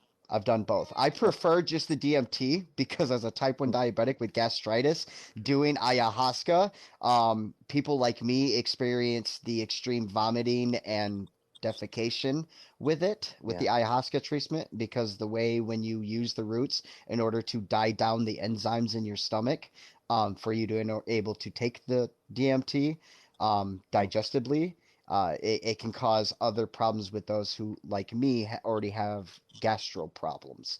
So Mm. I prefer just the usage or the inhalation of DMT in accordance to binary beats, frequencies, and a guide who can help um, realign you if you ever start flowing too far in a specific thought process. I did it one time, and I saw an angel, bro. Oh, I believe it. I believe it. Like when you're high on that stuff, man, I believe that you perceive shit. Like I don't discount that at all. I was Buddhist at the time, and I was heavily meditating on Mm-hmm. kindness and compassion. So Buddhism is. Do you know what Buddhism is? Yes, but it depends on which form we're talking about. Well, like basically all Buddha did was figure out what is suffering and why do we suffer. Okay, And so he you're said talking about the root of Buddhism. Yes. Gotcha. Yeah, Okay. is what is suffering, why do we suffer? And we suffer from not being kind and compassionate towards others. That's what creates our own suffering. And I agree. so I was meditating on kindness and compassion, and I was heavily meditating. I was raised Christian, so I never lost that.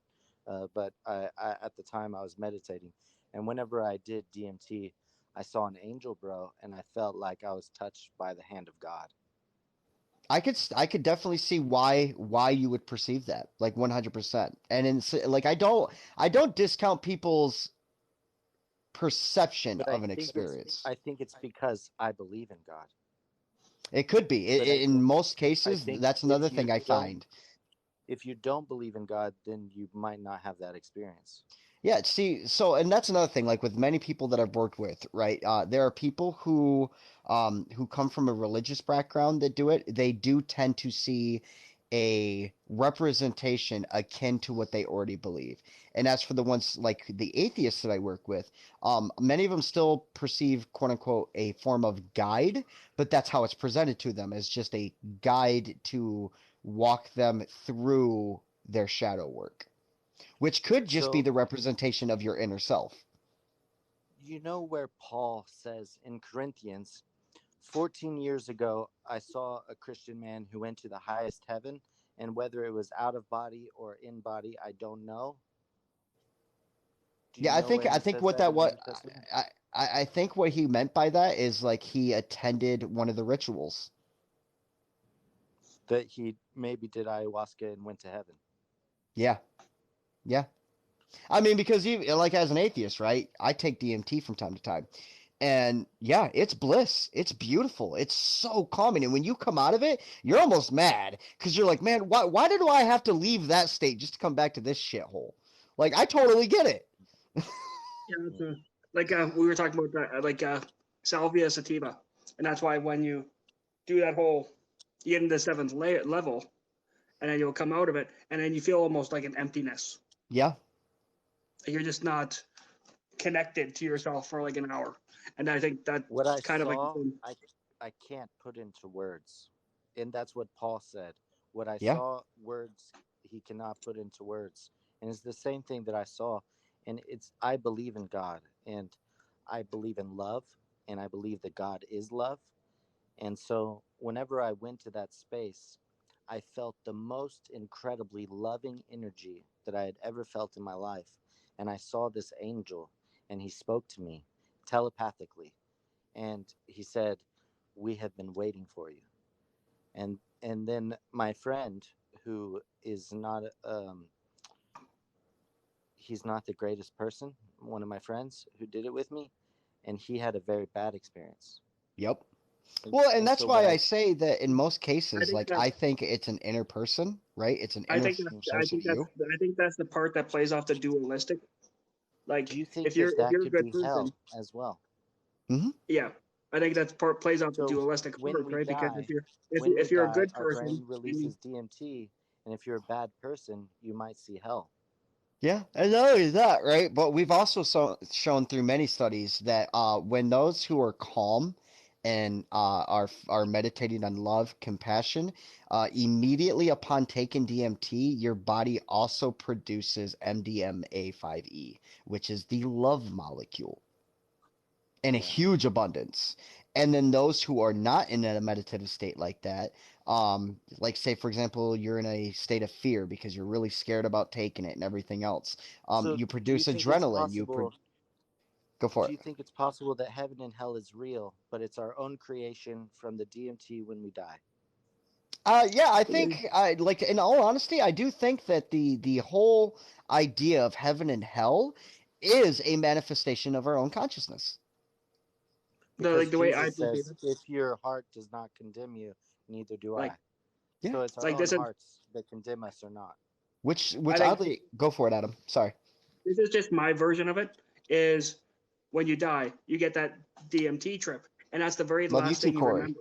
So if it's a really good DMT trip, that's the last thing, and that's you're stuck in that, and that's why they'll say when you're in heaven, you'll feel no pain, you'll feel no, because if you only thought of a good thought during that DMT trip, then that's the only thing, because it's you don't realize it. That's when your lights out, and that's the only thing you'll remember for the rest of your eternity. And And I believe that's what they consider eternity is because that's your last vivid memory, and that's all you're going Until to remember. the day of resurrection, basically, where and we're see that's put a back on earth. and see that's another thing, right? Like, I mean, when we dive into this in like a scientific aspect as well, so not only understanding the psychological aspect of like heaven and hell, and like what he said with the DMT and the expression, and if you die while the DMT happens, that was, in a sense your eternity. When you're high on DMT, you lose all perception of time. Time All stops time. existing. Time is gone. So Time is literally, gone. what for people who just I inhale it, felt like I 15 learned minutes literally feels 1,000 like a years. 1,000 years. It felt like 1,000 years of knowledge that I learned Yeah, in all 15 at minutes, bro. once. 10 And it's all minutes. simultaneous, right? You can't even really separate it. And that's why a lot of people like you, for example, and myself will say, when you're high on this stuff, you can't actually describe it because it is like operating on the fourth dimensional spectrum in which time space is completely hyperspherical. It's just a point or GPS location of representation. That's all it is. So you're a Satanist, but you believe it's plausible that heaven and hell is real? I'm not a Satanist. I'm a hermetic atheist. Atheist. You're a hermetic atheist, but you believe it's plausible that heaven and hell is real. Oh, I know heaven and hell is real in the concept of one's mind. We create our own heavens and hell. It's why I say the saying, in the beginning of man's consciousness, he created of one's mind. We create our own heavens and hell. It's why I say the saying, in the beginning of man's consciousness, he created God in his image and upon himself established a tyrant. So if you believe that it's possible that heaven and hell is real, why don't you believe in God? Especially if you've done DMT. Because Joe Again, Rogan notice what I describes say though. DMT as a meeting with God. So again, notice the very close words that I use, right? Heaven and hell as a human brained concept, not like a physical place, but a concept that we create, right? And then as for like communing with God, remember how I also said I don't believe it's God, but I do believe that it's plausible that while taking these, our brains are attuned to different frequencies in which other entities who are within those frequencies can kind of commune. So it's kind of like a walkie-talkie, right? We have a array of radio frequencies, but depending on which frequency you go on will depend on who is communicating. Kind of like that. To me, if you believe that it's possible that there's an afterlife and it comes from DMT, basically, that when we die, I don't understand why you wouldn't want to believe in God then. Well, even an afterlife doesn't point to a God. It just points to okay, you're no longer within this third dimensional array of I don't observation. think it's a God like a person or a man or a woman. I think it's Okay. love. I think it's an energy force. So that I agree with. As an atheist, I believe that these are forces, right? Universal law that God is an energy abiding force of love. Forces, right? But that's where the separation of the definition of God comes from, because in the definition of a God, it must be a mind that is self-aware, at the very least, at the very bare minimum. So if it's just a force, it doesn't have self-conscious mind. So I think that if you are willing to accept the definition of love as not needing a mind, yes, then I would accept that in your representation of what a God is, love could be God. I, as an Because atheist, do not it conceive says in the that Bible, God is definition as love. an accurate definition. Because in the Bible, it But says what God else is does love. it say the Bible is? What else in the Bible does it say God is? Because it doesn't say just love, does it? It says he's a jealous God. Mm. It says it's a Yeah. wrathful God. It says it's a God that is all knowing, all powerful, omnipresent, that is all loving, but also is the creator of good and evil. Mm. So, and I think that's the hardest So if aspect when God, dealing with theists, if right? God They like to created pick and choose Satan, which attribute they want to apply, but don't realize that if you're going to define this God, you have to define it with all its attributes simultaneously. so my understanding is that God created Samuel, which is Satan, and his sole purpose was to tempt man to sin. Well, I So mean, according to the Bible, right? Yeah, you're right. According to the Bible, he created the problem to sell the solution because that was he his plan in the created, beginning. God created Satan. So God And created created the evil. problem. He created humanity to fail, which means Yeah. he created billions of people for no other purpose than to suffer. Does that sound like a loving God to you? Here's the deal: is in Ezekiel 18, it says God does not want to see anyone punished. He doesn't take any delight in the punishment of the wicked. He wants everyone to turn away from their sins and live. Do not let your sin destroy you. So it's Then the why did he sin. purposely plan for the fail? He gave man free will to Can't decide. have free will. Can't. It goes completely against his attributes.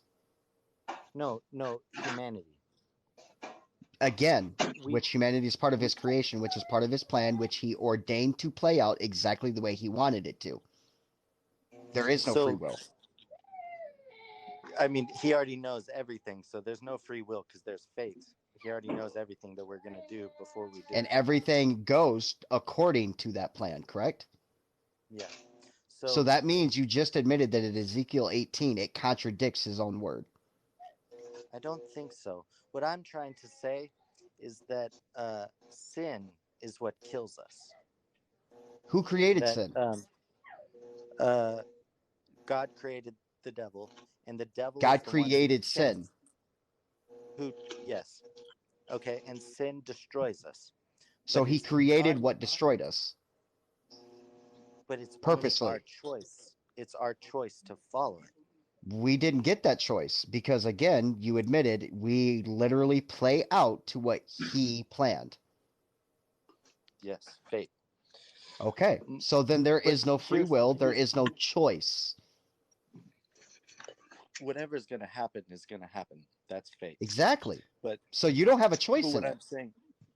What I'm saying is you have a choice to smoke cigarettes or not, right? Not according to your book. According to your book, it was already predestined that I would. But you have a choice now if you want to stop, correct? Nope, not according to the book. No, I mean if you yourself, like, not So to do with the book at all. Yeah, outside the book, yeah, I have the choice. Stop. But that also doesn't mean I have free will either. It means that I have a will, but that doesn't mean I have free will. But you have a choice whether you want to smoke or not. Is that fair to say? As an atheist, yeah. Which contradicts the Bible. Smoking kills us, right? It could. Cigarettes. It could. I mean, but so does breathing. You do know breathing kills you, right? I wouldn't say breathing kills us like oxygen kills you. Cigarettes. Oxygen kills you over time. But not as fast as cigarettes, right? But it still kills you, correct? I've never looked that up. Look it up. Look it up. It definitely does. So, I mean, I guess you could have the argument that if you smoke, you are more likely, more probable, right? But there are also a shit ton of people who have smoked their entire lives and live far longer than those who have never smoked. They've lived till 100. Yeah, it's true.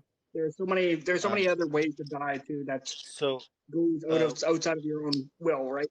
Like if you go up the stairs, you accidentally trip, alcohol, for you could instance. fall back down and snap your neck. That's not a choice. If I drink 6 beers, I used to drink a lot. I used to be an alcoholic. Both my parents died of alcoholism in their 50s. And I was in the airborne infantry in the army, so we drink, and I used to be an alcoholic. If you drink 6 beers, 6 drinks a day for 10 years, you'll get cirrhosis of the liver. Not always. It's very probable, but that doesn't mean it will happen. After 20 years, it's almost guaranteed, right? My grandfather drank every single day since the day he was 9 years old, and he never developed that. Not, so there's a guy who's like 100 and something years old in America, and he said he recommended to drink a glass of whiskey every day. I'm not talking about just one drink. I'm talking about heavy. My grandpa was a raging alcoholic for 58 years. When did he? He died at the age of 65, and he was 65. Murdered. Oh, he was murdered. So here's another thing. So have you heard of the 7 deadly sins? Yep. It's an amazing anime. Oh, I've heard. I mean, it's also in the comics too, like with Shazam, right? Yeah. The 7 deadly sins were added after the Divine Comedy. Do you think that that these things in themselves is just basic human desire, correct? Like lust is a basic human desire, gluttony is a basic human desire. It depends on the application of the definition. But in its general sense, I would at least admit that they have root components within our natural psychology. Okay, so what I believe is the more we do them, the faster we die. So if I was a glutton, I would die a younger age from heart disease. Fair. Yep. I mean, maybe not necessarily heart disease, but you could get things like diabetes. You can get things like gastroparesis. You can develop cancers. So yeah, but that again, that falls down more so towards probability, right? The law of probability of how things work. During certain actions, it raises the probability or decreases the probability of something. I mean, you could be a glutton your whole life, right? But with certain temperance, it may not cause anything. It might not kill you. Right. Yeah, because you could be a glutton and just eat salad. So is it fair to say that religion, because what I've found is being religious, and I'm Muslim now. Okay. Is peace be upon you. Peace be upon you too. That's the same thing that Jesus said. Peace be upon you. Mm-hmm. Yeah, that's why Muslims say Assalamu alaikum. But yeah, so what my own testimony would be, before when I was Christian, I did not pray every day. Right. And I was more prone to have desires like drinking alcohol, and I struggled with it, and it was causing me stomach problems. And it's caused, I've probably done damage to my body from the amount of alcohol that I've consumed, and I knew very well could have. I knew it because of the stomach problems I was having. And what I believe is that religion is about teaching man, giving him the strength to flee from the devil, which the devil is the one that wants us to sin, which is the unrestrained desire. So as a Muslim, you're specifically referencing Iblis, correct? I'm not really talking about him. I'm talking about Samuel, whatever. I'm saying okay. that the devil was created to tempt man to sin. And God doesn't want man to sin. He wants man to turn away from his sins and live. So it's the sin that kills us.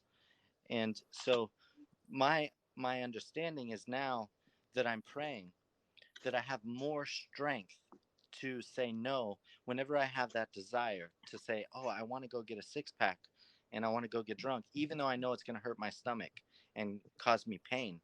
I have that desire that I want to do it because I want to drink and do that. But whenever I'm praying, I have more strength to say no. And I'm glad that works for you. I'm really glad it does. But let me ask you this: do you think benefit to prayer? I think it has the same benefit as, say, for example, who doesn't pray, but self-reflects consistently. I was gonna say something. I was a bad meth addict for a while, like really bad. Lost my job, lost my house, my beautiful charger, everything. I came off cold turkey. There was no God. Yeah. I still, and to this day, because did do meth, I still get a craving for it. You know what I do? Can you say there is love though? That love exists? Well, I mean, love yeah. is, I have love for my fiance. She's Christian, so I don't really get too involved with her. Do you have children? Either one of you? I do. She does. Yeah. Which I'm taking on unconditionally. I love who they are as a person, but that doesn't mean I love what they do. They can be annoying little shits for sure. But I'm pretty confident that they view me in the same way. That there are times that I'm just an asshole. But that also depends on what form of love are we talking about. Are we talking about a chemical love? Are we talking about the personification of love being an action or a choice? I mean, why do you think even the Greeks had different forms of love? And even the love, I would say love is conditional, because like if say you could say that you could love your kids unconditionally, but if your kid goes and kills off like say 20, 30 kids, other people, would you still love them the same way? Nah, see, I wouldn't love them the same way, but I would still love who they were as a person, but I would be deeply bothered and hurt with what they were allowed themselves to do. I didn't call you an annoying Christian. You guys are getting me in trouble over here. What about you, Scott? Praying for other people? Do you think there's a benefit for that? Well, I mean, I don't think it benefits the other person, but I think it could help with one's own ability to continue to empathize. And I think that if people are in a group of prayer, I think it can help them in a way to establish that empathy as a whole or as a community. But I don't think prayer itself does anything. It's more so when people take the time to just look within and see how they can apply themselves to what is without. Meditation? Meditation is definitely beneficial. Hi, bro. Hi, Ace Train. Have you heard of Baha'i faith? The high faith? Baha'i. This guy Ace Train is a Baha'i faith. Have you heard of Baha'i faith? Like I've heard it get thrown around, but I actually haven't gotten much research into it. He's a guy from the 1800s. Very beautiful man. Okay. He was in Iran and then was exiled and then went to Israel, and his prison guards fell in love with him. Oh. And actually took him out of prison, and he created his own religion called Baha'i faith. Okay. It was in the 1800s. Yeah, so, DM me that, man. Like, so that way I can do some research on it. It's just called Baha'i faith. Bahai faith. Right on. I give you a follow, by the way, because I'm liking what you're spitting, bro. I'm liking it. I'm liking it. So, do you believe in Buddha? That Buddha was a real person? I think there's a high likelihood. Kind of like even Yeshua, right? I think that there's a decent probability that a Yeshua did exist, and that he was a teacher of sorts. So, if you believe Yeshua exists, in Buddha exists. What about all the other religions? Do you believe Muhammad existed? I think he was a real person. I think He's I even buried. think Odin. We know I think where he's Odin buried. was at one point in one person was a real person, but at Odin? some time he was later deified. Yeah. Yeah, I do think Muhammad was a real person, and I think he actually was in Petra, and I think the cave up in Petra was probably where he supposedly saw Gabriel. Yeah. I think that's plausible, especially if he also was utilizing things like cannabis and all this other stuff. Like Have you think ever read the Quran? so I'm not even gonna answer that with just words. I'm gonna here you go. Let me know. Oh, you have. Speaking of which, have you done your morning or wait, no, you're in Australia, right? It's 1 a.m, so I have a Okay. few hours. All right. So, but at night, have you done your prayer from Cow 2 155? Cow 2 155. Mm-hmm. It's in I don't know regarding the what jinn. the jinn. No, I just do the Muslim prayer. Okay. So yes, I have studied the Quran and the Hadiths. do you believe in it? I believe that there are some things in it that are educational. But like for example, right? Do you believe that the moon was really split in half? I don't know. I wasn't there. We would know for a fact if it split in half because there would be numerous civilizations across the planet during that time that would have not only recognized the moon being split, right, but the many other events that would have occurred with it. Yeah. Do you believe that there's a day of judgment?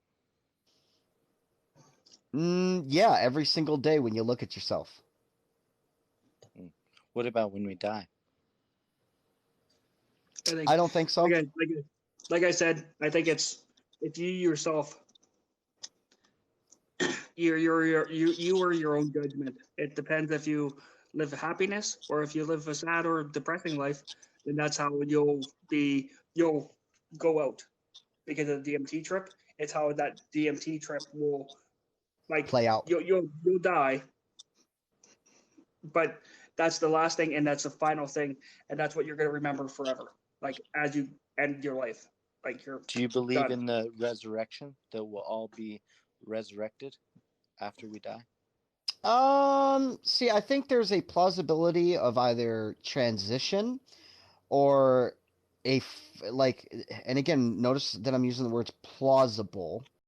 I think that there is a plausibility of a form of continuation, but with that said, I don't think you would fully retain ego, so who you are currently, into this next transition, if this transition did occur.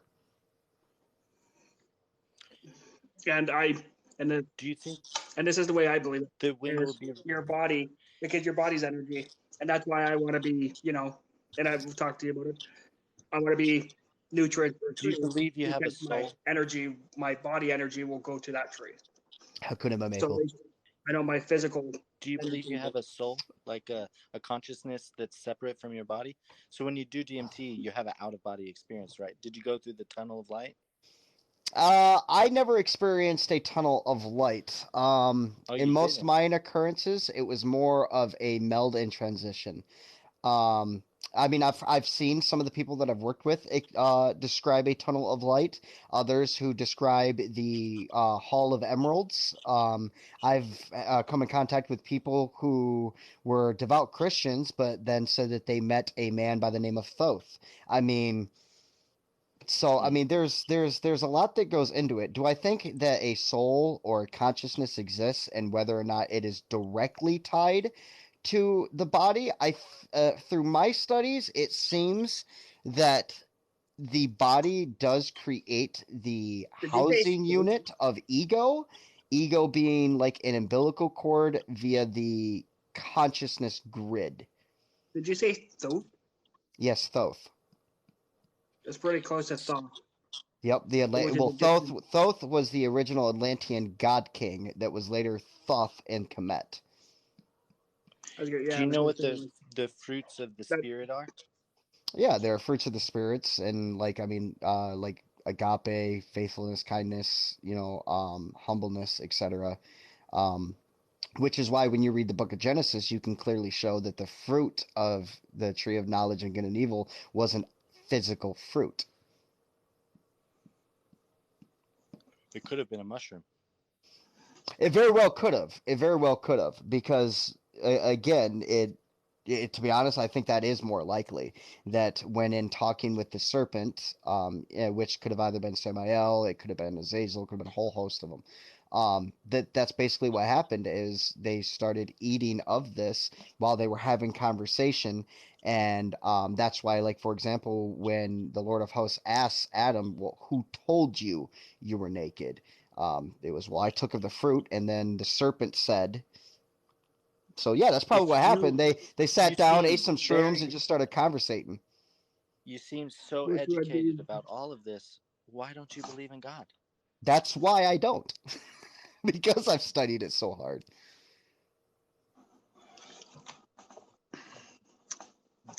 Because originally I was a Christian, and then I became Muslim, and then I became pagan, and then I became a deist, and now I'm an atheist.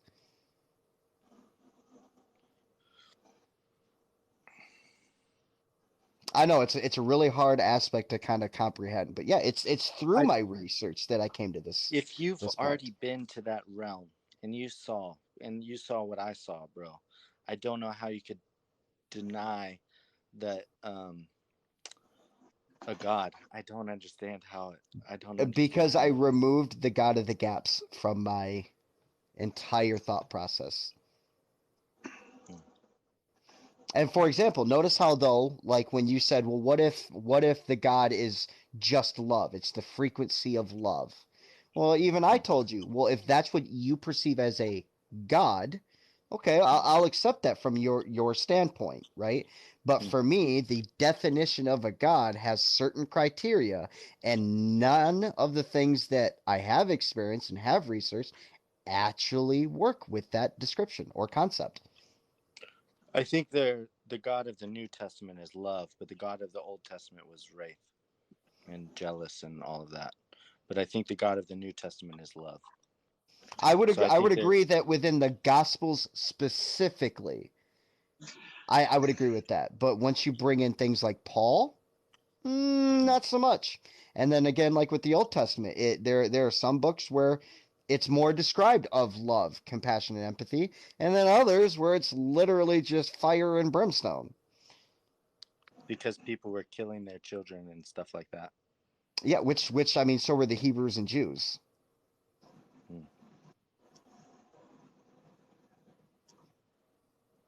Why not try to live a life to glorify God? Well, it depends on which God you're talking about, right? I live my life to not only be better each day, but to grow in my understanding of love, compassion, empathy. So if there was a judgment, right, and I stood before this God, and this God knew exactly what was in my heart, knew exactly what I would need to believe in who he was, but never satisfied those. If he was truly loving, would he really punish me for just lack of belief? Or would he address the things that I did good in, address the things that I could have done better in, and address the things that I did bad in, and say, okay, you've lived your life, you've shown me what you've learned. I would think that if this God is truly all loving, that upon judgment, it wouldn't be judgment as in, oh, I'm going to punish you. It would be, okay, this was your life, this is what you learned. Let's conversate about it. Now let me teach you so much more. I mean, that'd make a lot more sense, especially if we're supposed to see it as a father figure, right? Someone who's supposed to guide us, educate us. A finite life would be a horrible way to say, okay, you learned, I was barely involved, you fucked up, goodbye. Do you think there's a record of your life that on the day of judgment, when you die, which is, I think a day of judgment is different for everyone. It's basically when they die, that you'll be shown a record of your life, of all the good and all the bad that you did? I think that if it were true, it would automatically be presented, because if it were true, you would exist in the fourth dimensional ray, meaning you would perceive all of time as just one whole. So if it were true, yeah, sure. I would concede to, if it was true, yeah, it'd play out like that. But again, if it's being run by a loving God, a father of sorts, it wouldn't be used to cast judgment and punishment, but to use or utilize as a tool to educate and improve.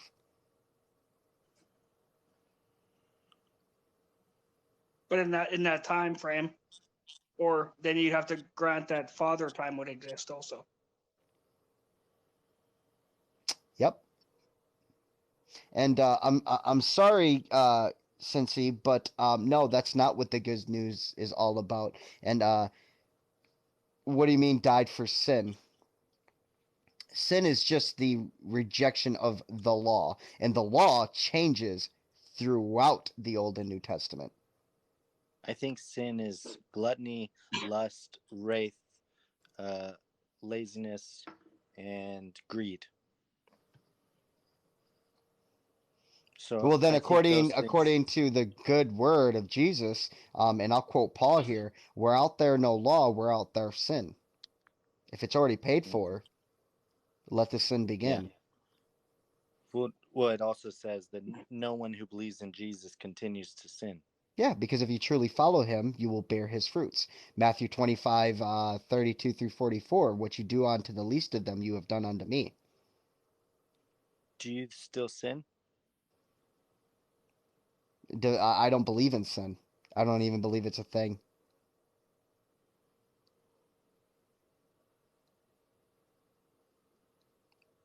Are you married? Yep. Yeah. How long have you been married for? Going on 3 years. Do you have a happy marriage? Sometimes. Sometimes? Not Sometimes. all the time? No, hey, babe, do we have a happy marriage all the time? No. No? Yeah, I agree. So, it says in the Bible, it says, my sack is easy, my burden is light, my yoke is light. The God's way is the easiest way to live. And when we try to live our life in the absence of God is when we make it way harder for ourselves. Okay, so then if it's the easiest way to live, why thous do we need a savior?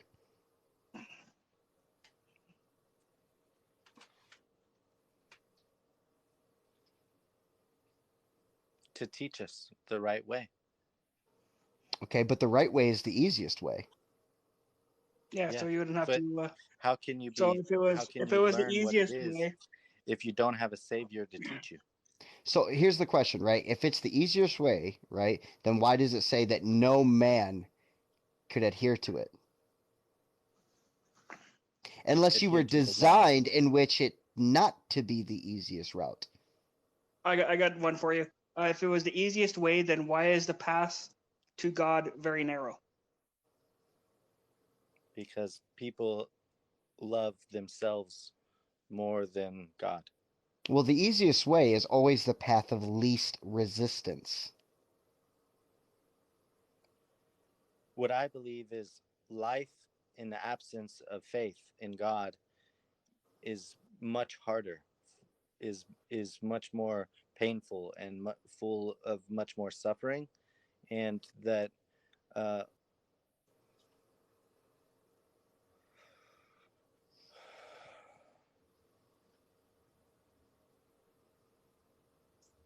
don't know how to say it, that that we make our lives more complicated by not following God, that we make our lives harder.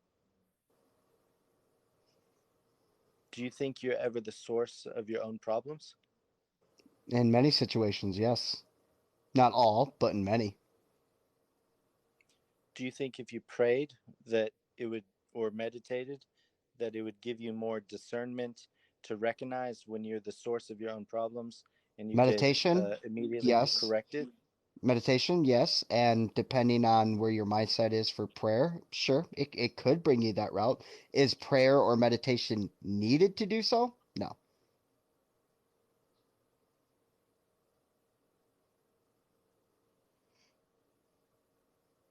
I don't understand how you can do DMT and not believe in God. I know it's a very hard concept. Trust me, man. I like the deconstruction process was the most painful thing I ever went through in my life. And mind you, when I was a child, I was It was the beaten, most I was painful tortured. It was the most painful process of my life. when you did DMT. No, deconstructing. What's deconstructing? Taking everything that was placed upon me and that what I once thought to be true and found that wasn't, and then accepting truth, accepting what the facts show, accepting researching and meditation and what people call shadow work, addressing oneself. One of the hardest things, for example, from leaving Christianity and then, eventually becoming an atheist, was I had to address the fact that not only was I wrong, but I had also taken the time to lead others down a path that was destructive. And I had to own up to that. I had to address myself and say, I was wrong. Okay, Sensei, you said prayer is definitely needed. Yes, but good works is, especially in your Bible, is more important because you shall bear good fruit. When I say bear good fruit, that means you should do good works. Yeah, well, I mean, it literally states that faith without works is dead. Yeah. Can't have one without the other. Do I do charity? Yeah, I do a whole host of outreach programs. Yeah.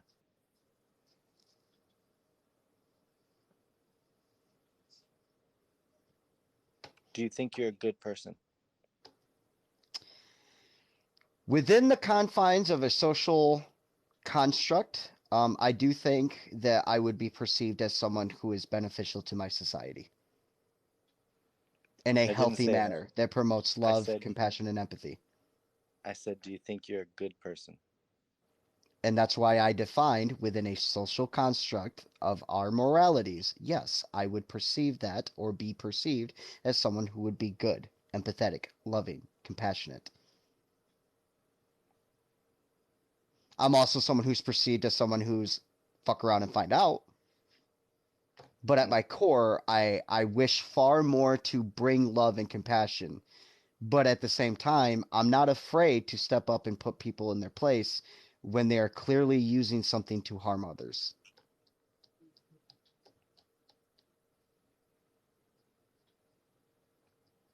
Have you heard of, what do you think about vegetarianism? If it works for people, go for it. Yeah. What do you think about sustainability? Regarding what?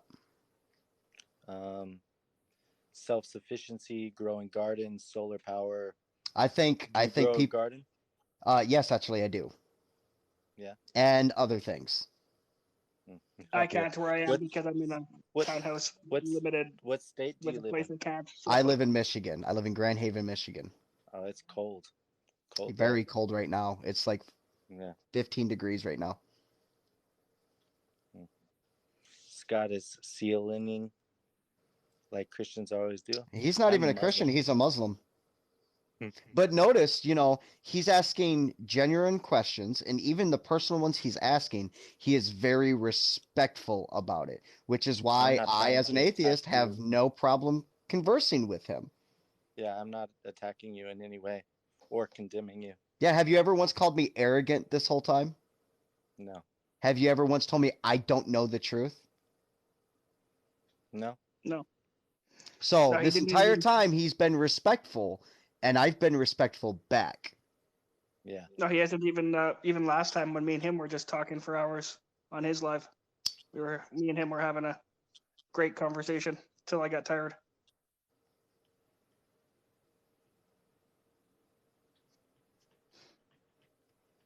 I'm trying to think. See, these are the conversations I like, man. These are the conversations I love, Sustainable, because we're thinking, we're putting what we're doing into action and thought. In fact, I jumped on Scott's live. I jumped on Scott's live because Christians were actually. We'll go him and then you. Go for it, Adam. I was gonna say I jumped on Scott's live the other night is because Christians were actually attacking him and calling him names. They were? Yep. I mean, hell, every time I start my live with either Satan loves you or... I was talking about this. I was talking about Scott. Christians were in Scott's live. They were in a chat. They were in his own chat. They were mocking him. Or this one, and I put the song "Blessed Be the Name." Within seconds, I will have 100 to 200 Christians in this live, literally doing nothing. Satan doesn't love nobody. You need to find Jesus. You're this. You're that. You're a filthy heathen. You're just a Satan worshiper. All this other stuff. Call me every name in the book, and I won't have even said a word. Do you think Satan loves us? I love you. But I don't think you're Satan, bro. I'm absolutely a Satan. I'm an adversary to the Abrahamic faiths. And I have no problem accusing religions for what they have done. Do you think if it was not for religion, would society have advanced to this level? I think we'd be far past this level. You think so? Now, that doesn't mean that I think without faith or pushing the boundaries of ideas and concepts is bad. I have nothing wrong against people with faiths, etc. What I have a problem with is when they utilize it or weaponize it. Then it becomes a problem. I personally think if it was not for religion, we'd still all be cavemen, tribally fighting each other. Yeah, and that's why I say the difference between religion and a faith or pushing the boundaries of understanding or perception. Because I see religion as an organized, weaponized faith. I think we owe all of our blessings to all of the advancement that we've had over the last 2,000 years. I think we owe to believing in Jesus and Christianity and the foundation that Christianity laid for America and America's fusion. So when Britain colonized America, we have the fusion of British colonialism and Christianity. And so let's look at that for a minute. Let's look at that for a minute, right? So when they colonized, right? When they colonized, they created things like boarding schools, which are responsible for tens of thousands of Native American deaths. You think that was beneficial? Well, we have America. Yeah, and look at what America is today. It's not something to be proud of. If it wasn't for America, we wouldn't even be talking on our cell phones right now. Why not? You do know the first person to create something like that was actually over in Africa? The only thing America was good at was stealing shit. I think America has the brightest minds in the world, and they created they took we're amongst the lowest. We are marked as one of the lowest when it comes to education and intelligence. Nowadays, Scott, our education system is. Can I point out one thing? Alexander Graham Bell was Canadian, not from the States. And many of our scientific advancements, like the atomic bomb, nuclear energy, was Einstein an American at first? No, he wasn't. He was brought over. I'm saying America was built on immigration, but these were the brightest minds in the world. And they from other places in the world that were already developing it. America just stole it all. That's what you think? I don't think Bill Gates stole Microsoft. Oh, Bill Gates is a whole nother monster. What about Steve Jobs? He made the Apple phone. You think he was a monster too? Oh, absolutely. Why? So is Elon Musk. So was a lot of them. Because not only by the way that they treat their workers, right? But also by the way that they treated other competitors, how they treated other people, how they stole information and inventions from other people and stonewalled them with their money in order to take credit for it. Yeah. When you actually do the research on the history of them, yeah, they weren't good guys. America is the most charitable nation in the world because of its Christian foundation. No. I wouldn't go that far. Nowhere near. Nowhere near. You don't think so? And because of its Christian foundation, it has caused more problems than any other theology to date. And we can absolutely prove that beyond a shadow of a doubt. So you don't think America's the most charitable nation? No. It's the one that What causes countries- majority of the most problems, actually. What country is more charitable than America? Walaikum salam, brother. Well, I mean, for outreach programs, right? We have, for example, Canada. Mexico has helped out far more than America has. And anytime America, quote unquote, helps, it comes with the additive of, but we own you.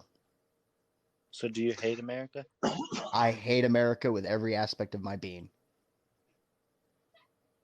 That doesn't mean I necessarily hate the people within it, but I do hate its government.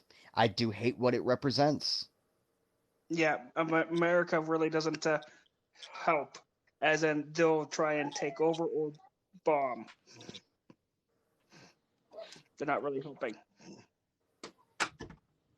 Do you think Jesus is coming back? Well, no, even according to his own scripture, he clearly stated that there will be those amongst you who will not taste death upon my return, and they're all dead. Yeah. Now, Well, if we were Revelation to says- follow the reincarnation route, which I think is somewhat plausible, but if we were to accept that, I think that it would be plausible that kind of like Thoth and Thoth and Hermaeus Trismegistus, and then Saint what was his name, babe? Saint who? Hold on. Rational being. Do not ad hominem attack him. You don't know what his positions are, so don't Black be Lives throwing Matter. them. Yeah. And then Saint something. He's featured in like Castlevania and stuff like that. But anyways, it's plausible that like another person may appear who will teach the same teachings in the same way as Yeshua. I think that's plausible. Or come with something new as well. Yeah, very plausible. Just I'm gonna throw a rational being. Scott's a Muslim. You know, like majority of the Muslims are people of color. Mm-hmm. So that it's really hard to say be a racist white Muslim. It really doesn't fit the profile. Rational being just heard what I said about British colonialism and the fusion of Christianity, and they were saying that she thinks I was being racist against Native Americans or something. But I was just saying our history of what happened. He just wasn't thinking. Which he also admitted that he does not agree with the things that they've implemented on the bad side of it. He was simply quoting and pulling from the things that he believed were beneficial. But he's also one obviously open for discussion and I hope research as well to be able to research these things that we're bringing up so we can have further discussions on it. Because you seem like someone who tries to research. If Jesus came back, or a new Messiah came, and he says he's inspired by God, and he comes with a new message like something that would fix the world, and he's Muslim or whatever, like, would you believe in him? Well, first I'd have to listen to what the hell he has to say. I mean, because we have people like Joseph Smith, Ron Wyatt, all these people who claim to hear God and claim to have the truth and everything else. And in all honesty, most of them are just looking for money. Yeah, they believe that he was a prophet. Yeah, a lot of Muslims believe that Yeshua was a prophet. They don't believe he was God because they see a clear separation between man and God. That's literally one of the biggest teachings in Islam, is that there is a clear distinction between God and man.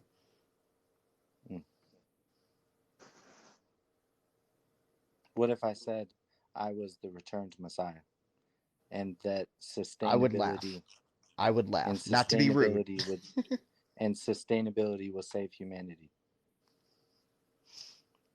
I would laugh at the part of that you're the new Messiah, but if you brought forward that, hey, I think if we start practicing this, this, and this, such as teaching and educating on how to grow your own foods, promoting it, creating a societal uplift that allowed this and promoted it, I would listen to what you had to say on how it works. Doesn't mean I would accept that you're, the son of God. No, I didn't say that. Then I would have to. I don't believe that. Scott, I would have to take you over to the lady that claims that she is the new Messiah, and then you guys would have to. Yeah, we'd have to put you up against all the other messiahs. Then you and her would have to debate about. There could be only one. That a tribulation could happen. So a tribulation. The whole world just fall apart and fall into just complete, disarray. Well, I mean, World War I, World War II. I mean, do you think it could happen again? Oh yeah, absolutely. I'm surprised it hasn't by now. Yeah. What will you do when that happens? If it were to happen, stick to my shit, try my best to continue loving people in the best way that I could, and mind my own damn business. Would you curse God? What would I curse God for? I don't even believe he exists. I would curse the people that are being stupid. How are they being stupid? What was the point of just murdering people just because they don't agree with you? I find that pretty stupid. If you hate America so much, why don't you leave?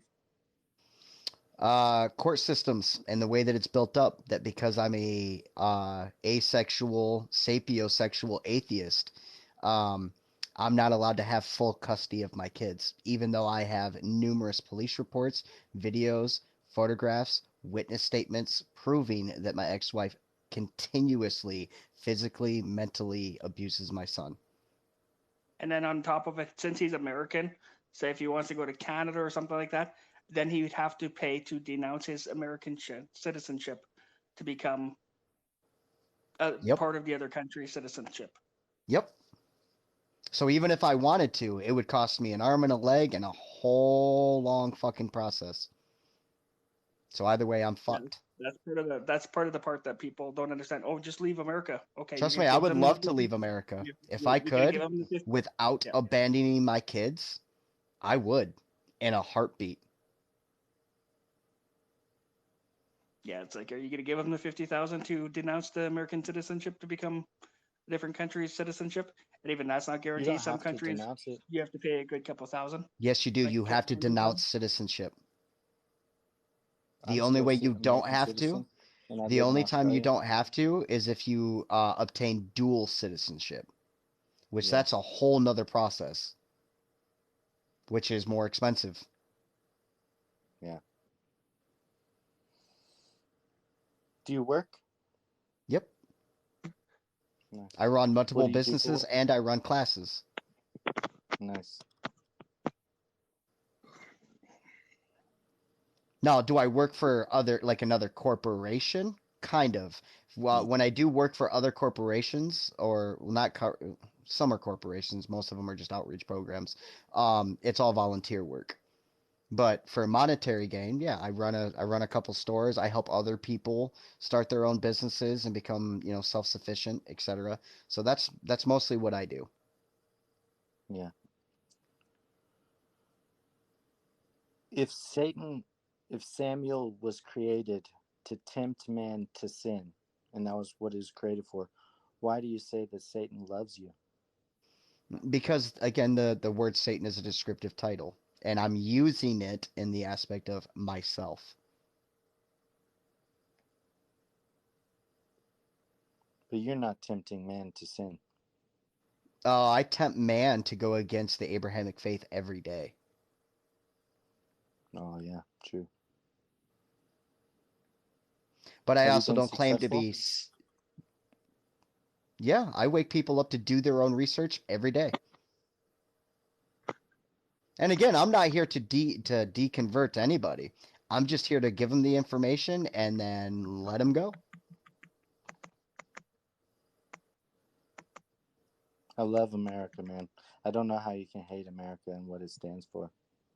Well, I mean, look at what they've done to the Native Americans and still do. Look at the racial divide that they cause. Look at capitalism as a whole. I mean, just look at what they did in 1871 when they sold the American corporate identity, or not corporate, but unionized identity into the corporate identity under seaborne law under the District of Columbia without their citizens' consent.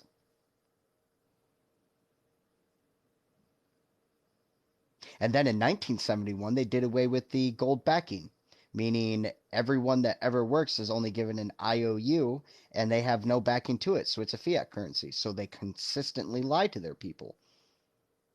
Do you think We are if you the worst in focus on healthcare. We're the worst in education. We're the only thing we're number one in is the most per capita in prison, the most per capita that believe in that angels exist. And I think there's like one other one, but none of them are good things. So what is there to be proud of to be an American? I think that Americans are the most charitable people. Not by far. I wish that was true. Like financially charity. Yeah, If you charity Google doesn't. what is the Charity means most no strings charitable nation, attached. Charity means no strings attached. Tell me how we give charity without strings attached. like what is the most charitable nation? It's not about strings attached. I don't think that we have strings attached to all of our charity. Hold on.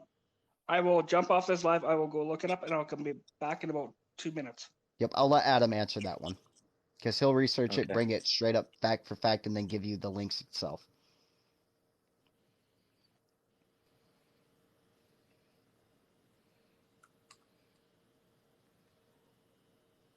Oh, it says Indonesia is the most generous country in the world. Well, look at that. You found one already. Oh, actually, it says here, America is Where? most What site? charitable. World Giving Index. Overall rank for number one is United States.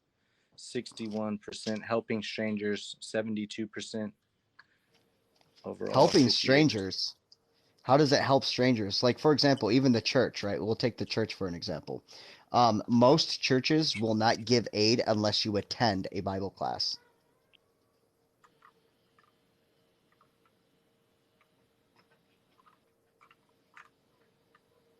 We're the most likely to condemn a teenager for getting pregnant. We're the most. We're the hot. View.com. Yeah, we're nowhere near the most charitable. We may spend the most money, but again, also know this: it's not even our money that's being spent. It's a fictitious number that we just throw out there because there's no backing to it. Zero backing. You don't think Americans help each other? I think some people do, but not as a whole. No, I mean look at our medical area. Look at our pharmaceutical area. You think our pharmaceutical plans is very helpful? No. Okay, what about our capitalistic views? Or how about the homeless pandemic? I think that if it was not for churches, all the homeless in America would starve. There are more non-Christian food pantries than there are Christian food pantries. Is that true? Yeah. And again, here's another aspect, right? Most churches that do offer help require you to take a Bible class or attend a sermon. So in order to get their help, you have to learn about their faith. I'll feed you for just to feed you. Don't have to listen to anything I say. Just here's some bread. Here's some drinks. Here's an electronic to help you get on the internet to get what you need to get transportation. Here's a tent. Here's a blanket. How do we fix it? We start with ourselves. and then we search for those who also want to help with nothing in return other than the benefit and improvement of our peers.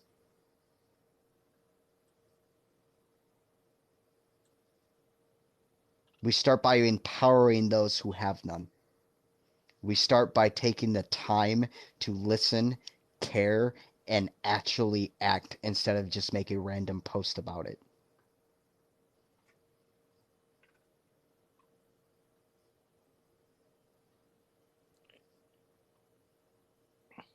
I believe that sustainability will save humanity. I think aspects of it could. That that basically all of our food, it's grown at a farm, and then it's transported to a warehouse, and then to a grocery store, and then we go to the grocery store and we buy it and we bring it to our house. So it's like 4 different times that it has to be transferred with fuel. Mm-hmm. And I think that if everyone had their own garden and used hydroponics and aeroponics, and if we grew vertical, fruit, not horizontal, yep. And you should talk to Cancer Religion, man. Talk to Cancer Religion. He's all about designing things to do that. And planted fruit trees everywhere. I think it would solve world hunger if we planted. Well, they did it in Detroit. They did it in Detroit, and it's had nothing but beneficial applications. Yeah.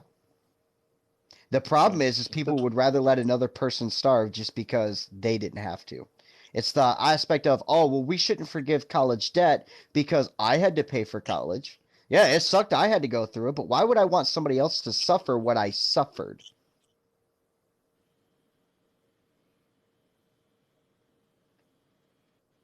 I live in an apartment. Someone said, how would that work for apartments?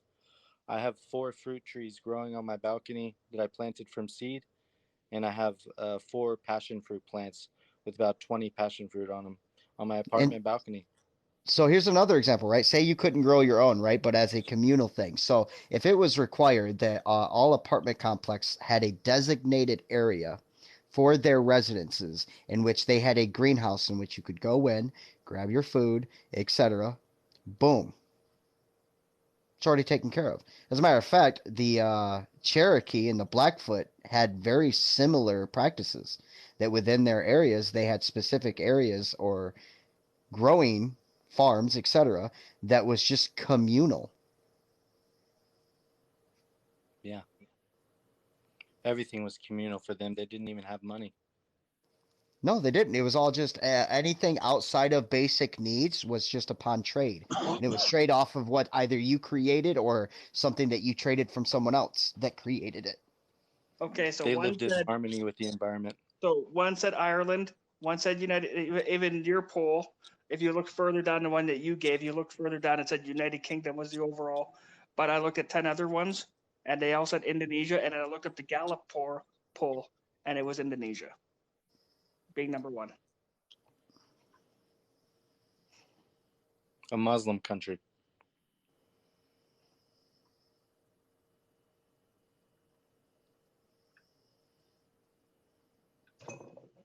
Yep. So how do we fix it? We stop with the American dreams bullshit, and we start giving a shit about each other and not about the patriotism. Why do you think they make you pledge allegiance to a flag, to the government? Why is it not, I pledge allegiance to the world and its people? Why is it not a pledge of allegiance to the health and prosperity of mankind? Why is it not pledge of allegiance to the love and compassion of others? Yeah, and in all of them, Canada was in the. In all of them, Canada was within the top 5 or top 6. And most of them, United States was even in the top 5.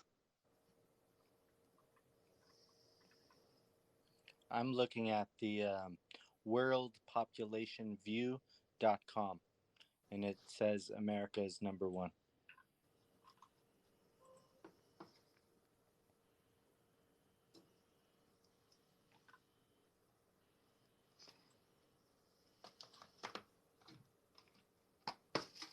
Clean this up real quick. gotta clean up my room. Too many energy drinks. Cans. All right, so I'm gonna give. Yeah, they could. They could. That's why I use the sugar-free and all that other stuff. Sugar-free can kill you faster. It can, depending on what the ingredients are. The ones that I get are low in B6, B12, and B1. So they're more beneficial than they are detrimental, especially because I'm extremely active. But I'm going to go ahead and give everyone a quick chance to go use the bathroom, intercession, etc. I'm going to put on some music, and when we're done, we'll be back at it. Okay, bro.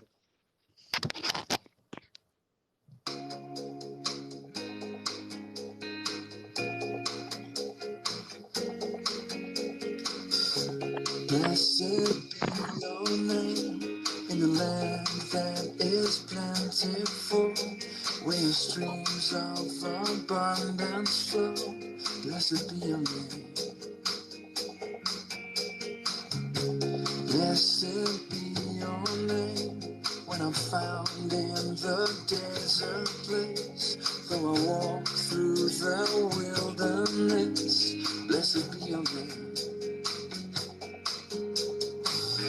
Every blessing you pour out, I turn back to praise. When the darkness closes in, Lord, still I will say, blessed be the name of the Lord. Blessed be your name. Blessed be the name of the Lord. Blessed be the glorious name. Blessed be your name when the sun's shining down on me, when the world's all as it should be. Blessed be your name. Blessed be your name on a road marked with suffering. Though there's pain in the offering, blessed be your name. Every blessing you pour out, I'll turn back to praise. When the darkness closes in, still I will say, blessed be the name of the Lord. Blessed be your name. Blessed be the name of the Lord. Blessed be your glorious name. You kill and take away. You kill and take away. My heart will choose to stay. Lord, blessed be your name. Every blessing you pour out, I'll turn back to praise. When the darkness closes in, Lord, still I'm gonna say, blessed be the name of the Lord. Blessed be your name. Satan. Blessed be the name of the Lord. Blessed be your glorious name.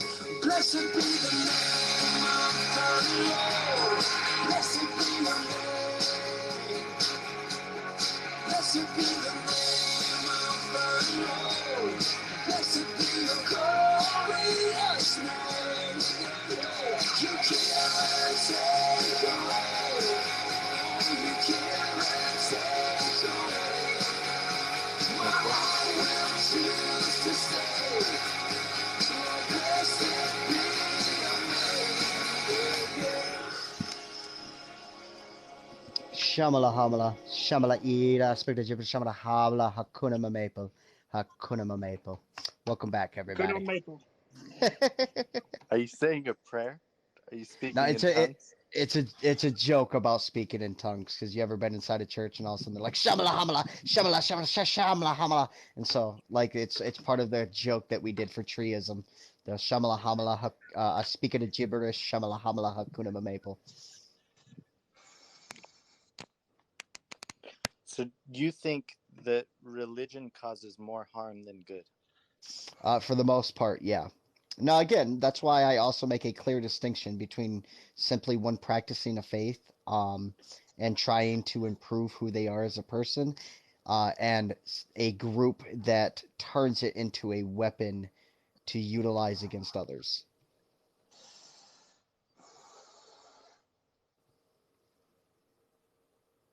I don't think religion causes more harm than good. I think it causes so much more good. Well, that's something we'll just have to agree to disagree on. It's like networking, right? So if you have normally in this life, we have only our family. And most of us, friends. A lot of us don't even have that. Yeah. Both my parents died. I was raised by my sister. But basically, sorry you had to go through that.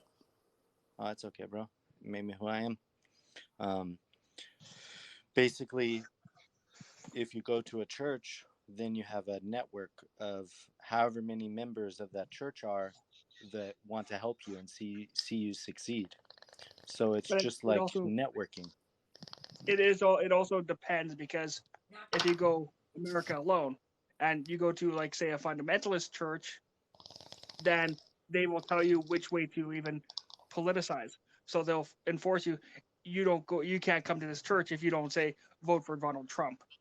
So churches will weaponize it, especially in America. We saw that during I think Donald last year's Trump election. and Jared Kushner are the false prophet and the Antichrist. Well, I am the anti-priest, so does that count? The anti-priest? No. Yep, that's literally what they call me as. Existed. Yeah, as a person, I don't believe definitively.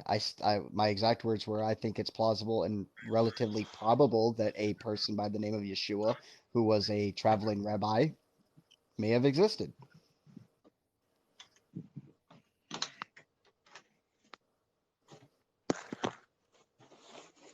And he taught. That's why I'm so careful with my words.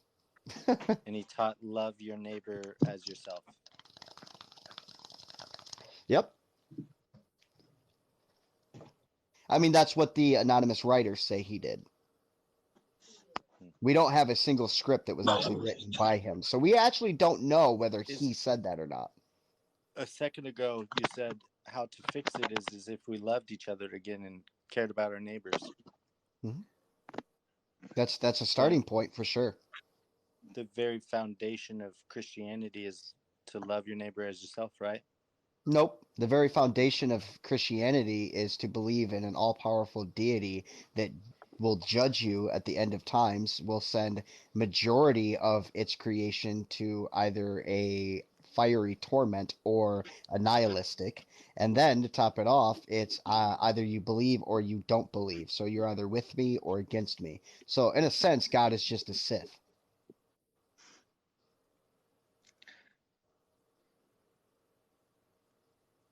And again, let me reiterate again, right, that not only do we know that the Gospels were written by anonymous writers, but we also do not have a single book written by Yeshua himself. Not one. So in all reality, we have no idea what he said. But if we were to consider these unknown authors, as telling the truth, then I guess you could say that based off of those specific teachings, he was a loving and caring person. Yeah, but again, there's other scriptures that say otherwise. Yeah. Very much. Is it bad? Is that a bad teaching to say love your neighbor as yourself? I think it's beneficial. But they don't do that because they'll weaponize other scripture against it. So, like, Christians will go against LGBTQIA. Yep. There was a fundamentalist Christian up here in Canada that weaponized the Bible to drive over and kill Muslims. Yeah, and now they're currently making it to where in Australia, you should know this, that they are also trying to pass laws to make it to where a school can fire people simply for being part of the LGBTQ. I don't think they'll do that in Australia. They're very progressive in Australia. I don't know. And there's fundamentalist Muslims in Muslim countries that put into law. That's why there's 17 Muslim countries that are At war with each it's other? illegal. It's illegal to be LGBTQIA. And then there's other ones it's punishable by death. Because it's based off their religion. And that's the fundamental. I'm not saying all of them, but fundamentalists have utilized scripture to go against it. Even though that might not be the word of Muhammad, but they've weaponized scripture to do so. Yep.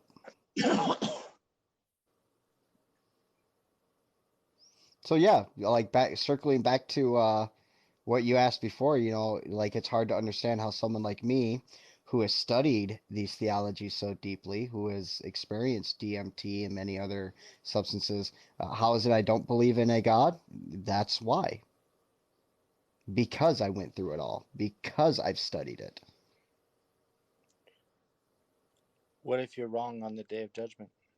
Well, then I'll be flipping that God off, telling them, yo, you should have done a better job.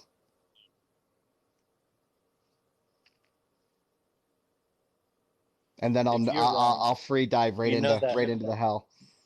You know that argument.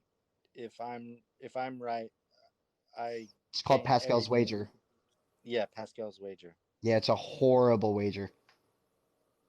Because think about it. I mean, yeah, say you're wrong about Christianity and it is the right one. Okay, cool. But what if you're wrong about Christianity? You don't just deal with atheism, you deal with thousands of other different theologies. What if you're wrong about the Norse paganism?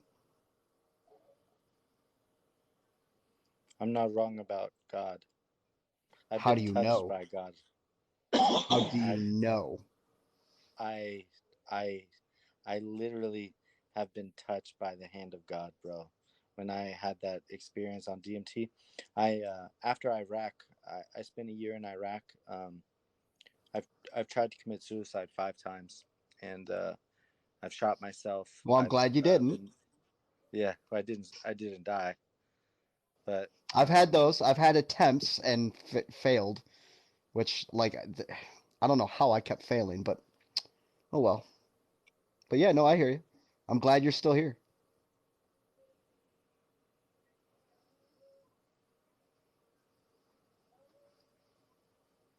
I'm trying to think of what I could say to get you back on the right track. Well, here's what I would ask. Why do you have to convert me? If your God is so loving and so powerful, seed's already planted, right? Let him do his work. Yeah, because if it's like God's plan, then your God planned for Spaz to go down his own path, and then maybe see himself one day. But for you to change, I want as many people to go to heaven as possible. I know, but cool. that would be. But we've had a conversation for like what, an hour now, Adam? That's been longer than an hour. But that would be you trying to talk to him. That would be inadvertently changing his potential free will. Here's another thing, right? Does the Bible not say that if you've been rebuked, turn the cheek? If you've been rebuked again, dust your sandals and leave. Put it to rest. You're not responsible for my growth or acceptance. Your God is. And truly, I believe that if hell really does exist, every occupant will be a testament to his failure. Every what? Every occupant in hell will be a testament to his failure if it existed.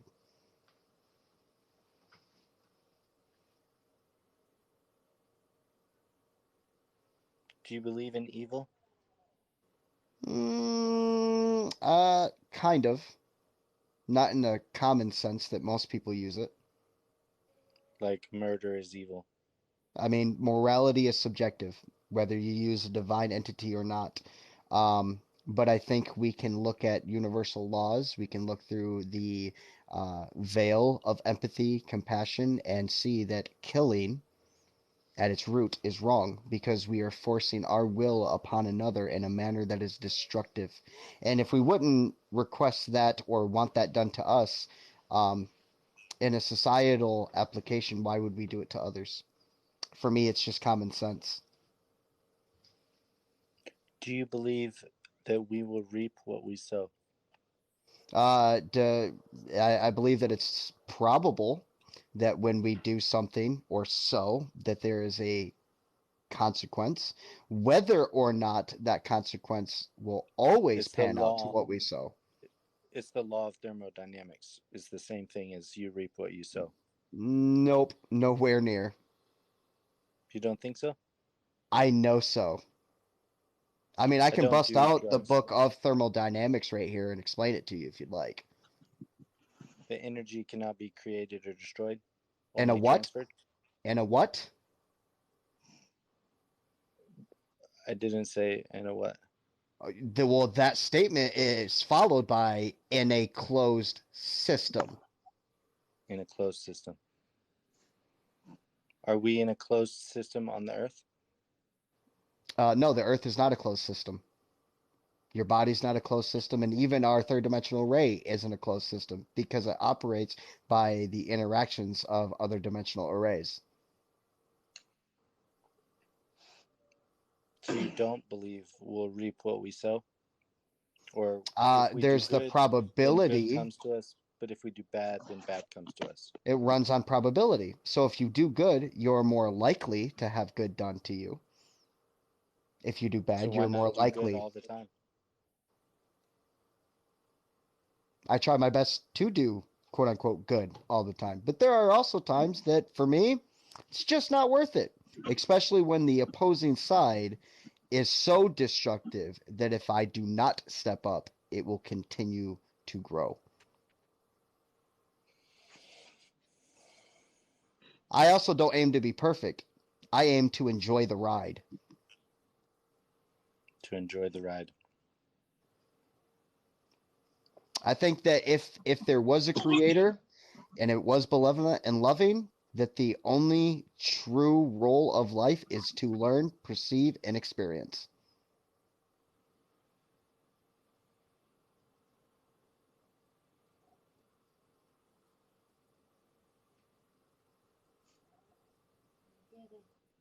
So you gonna believe in God again? Probably not. Probably not. Never? Even like, for example, even if the Christian God existed, right, and stood before me and he's like, I am your God, I'd look him dead in the face and be like, you're no God of mine.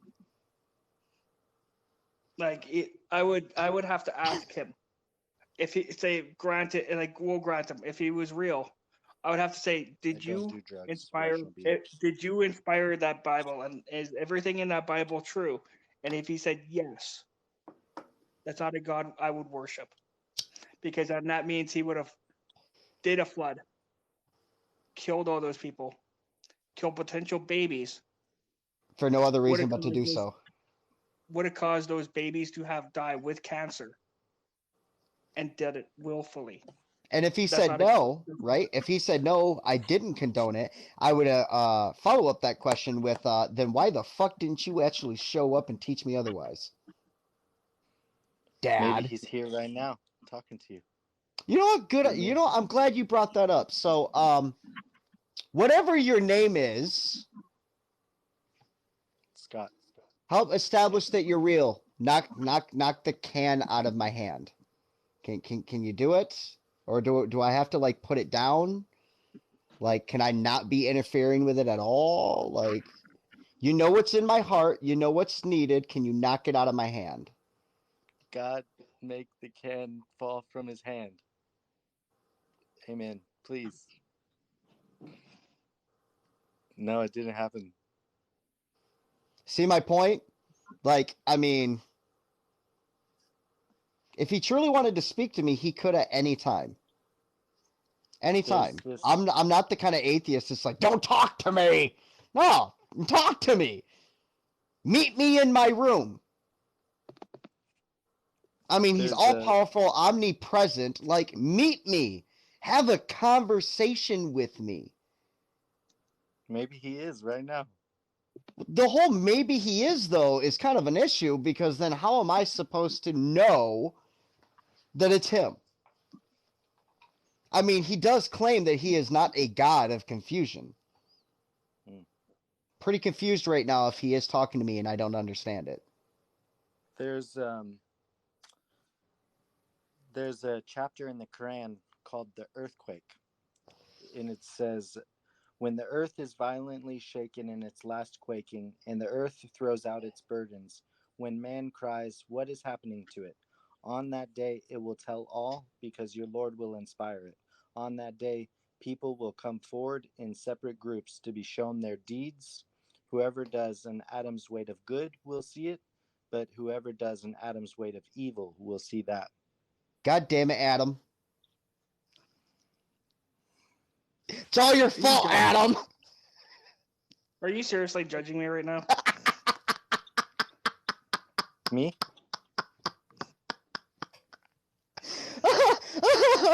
Oh, I'm sorry, I had to do it. I had to do it at least once. But, you know, like, I hear you, man. I hear you. Quite the claim. That on the day of judgment, whoever does an atom's weight of good will see it, but whoever does an atom's weight of evil will see that. So if we live our lives doing According good, to Adam, you are our representation. I've always seen myself as I'm your judgment. I mean, you said you did meth once, right? Right, Adam?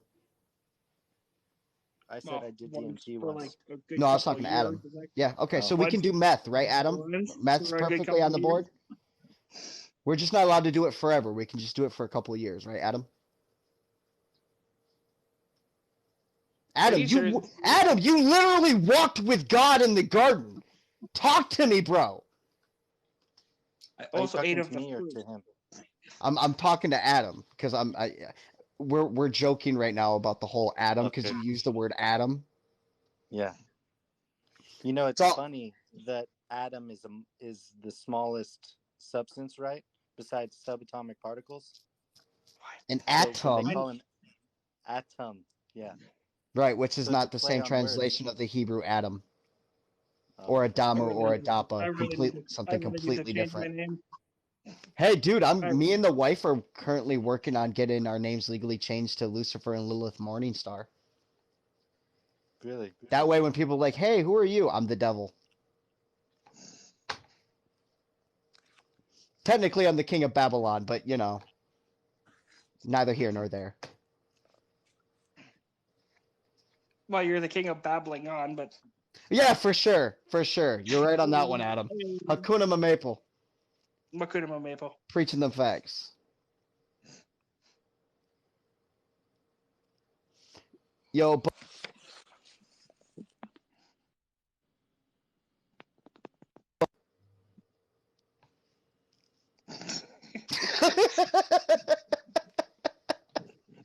There's another one of Nicolas Cage riding a dinosaur. Have you seen that one? Pretty much. But we all know the true Satan in the house, right? You seriously superimposed your face on Lucifer on his face on his body? Oh, anywhere from here up. Yep. This is literally like from like the neck up is literally a photo of me. Well, why do I keep guest starring on your lives? Remind me. Why am I atheist? I am atheist because I actually put in the research. Not saying that other, theologians don't put in research, just I've put in enough in which it is not satisfiable to me to believe in a God or a deity.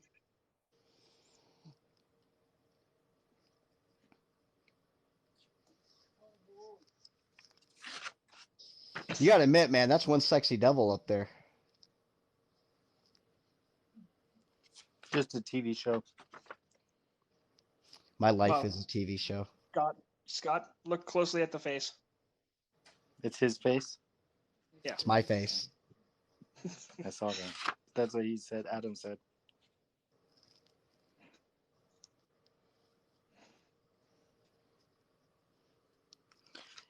No, if the whole body and everything was mine, I'd probably be wearing my Victorian suit.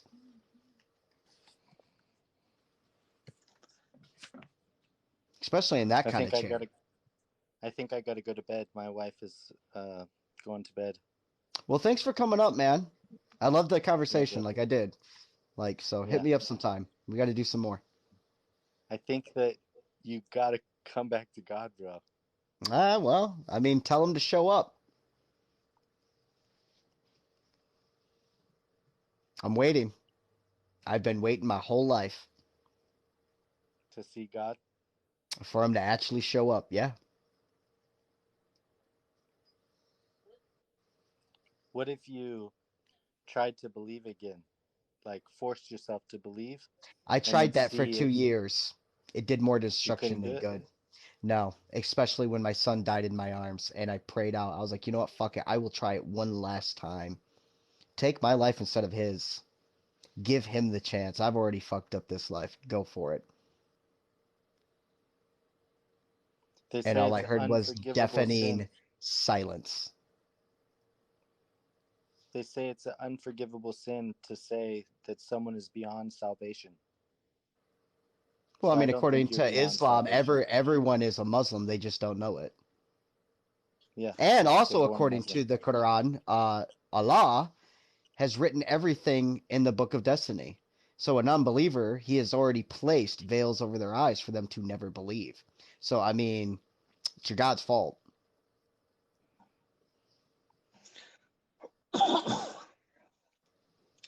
His words, not mine. No offense, the Muslims in the chat. Spaz has read the Quran. He actually has it right beside him. Have you done your cow 155 prayer today? I need to pray in a second. Yep. Make sure you pray towards Petra and not Mecca. It's very important.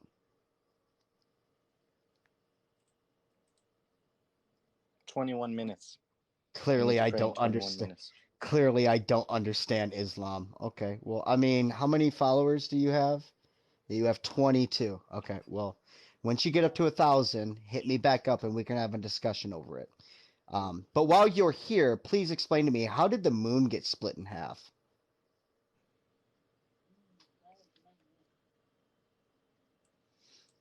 Maybe it was a parable. In half.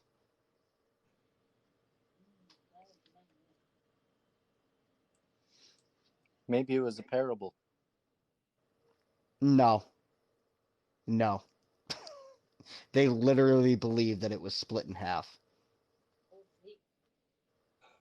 Yeah, I've seen some people really try and throw some wild ideas out to make it true, too. Yeah, it's always, you don't actually know. You don't know the context. You don't know Arabic. You don't know this. And then I read it in Arabic. Then I actually explain it. We go over the lore. We go over Jinn. We go over Iblis. We go over Allah. We go over the entire fucking thing. And they will still look me in the face and go, you don't know what you're talking about. Which is why I don't even waste my time. Because the Muslims who I am friends with, we go over it all the time. And we have a laugh every time we hang out.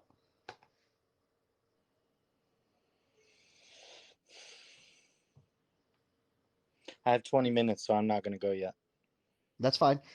So it was split. See right here, another Muslim that actually believes that it was split. So during the year that it split, right? Why is there no other mention in any other society of that happening? And then to top it off, why are there no mentions of additional tsunamis, additional earthquakes during when it happened? Because if the moon split, it would definitely affect shit on this planet.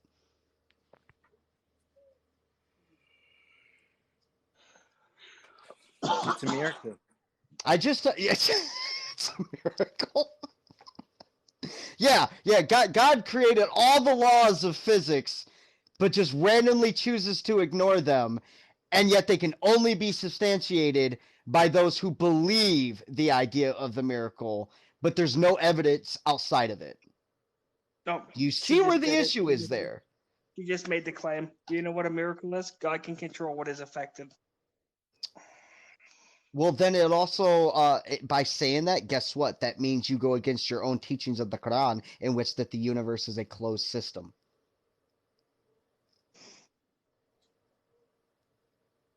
Have you ever heard the Muslim prayer in English? I may have. I like listening to it in Arabic because I think Arabic is a very beautiful language. Yeah, it is.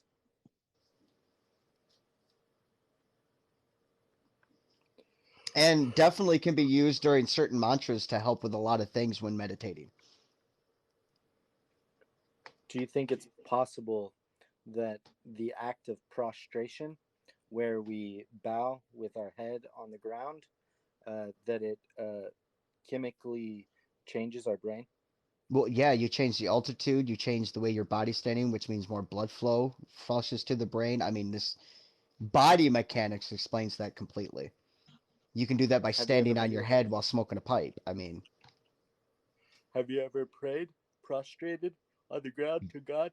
yeah, when I was younger, did absolutely nothing for me other than What improve about when you're my. an adult?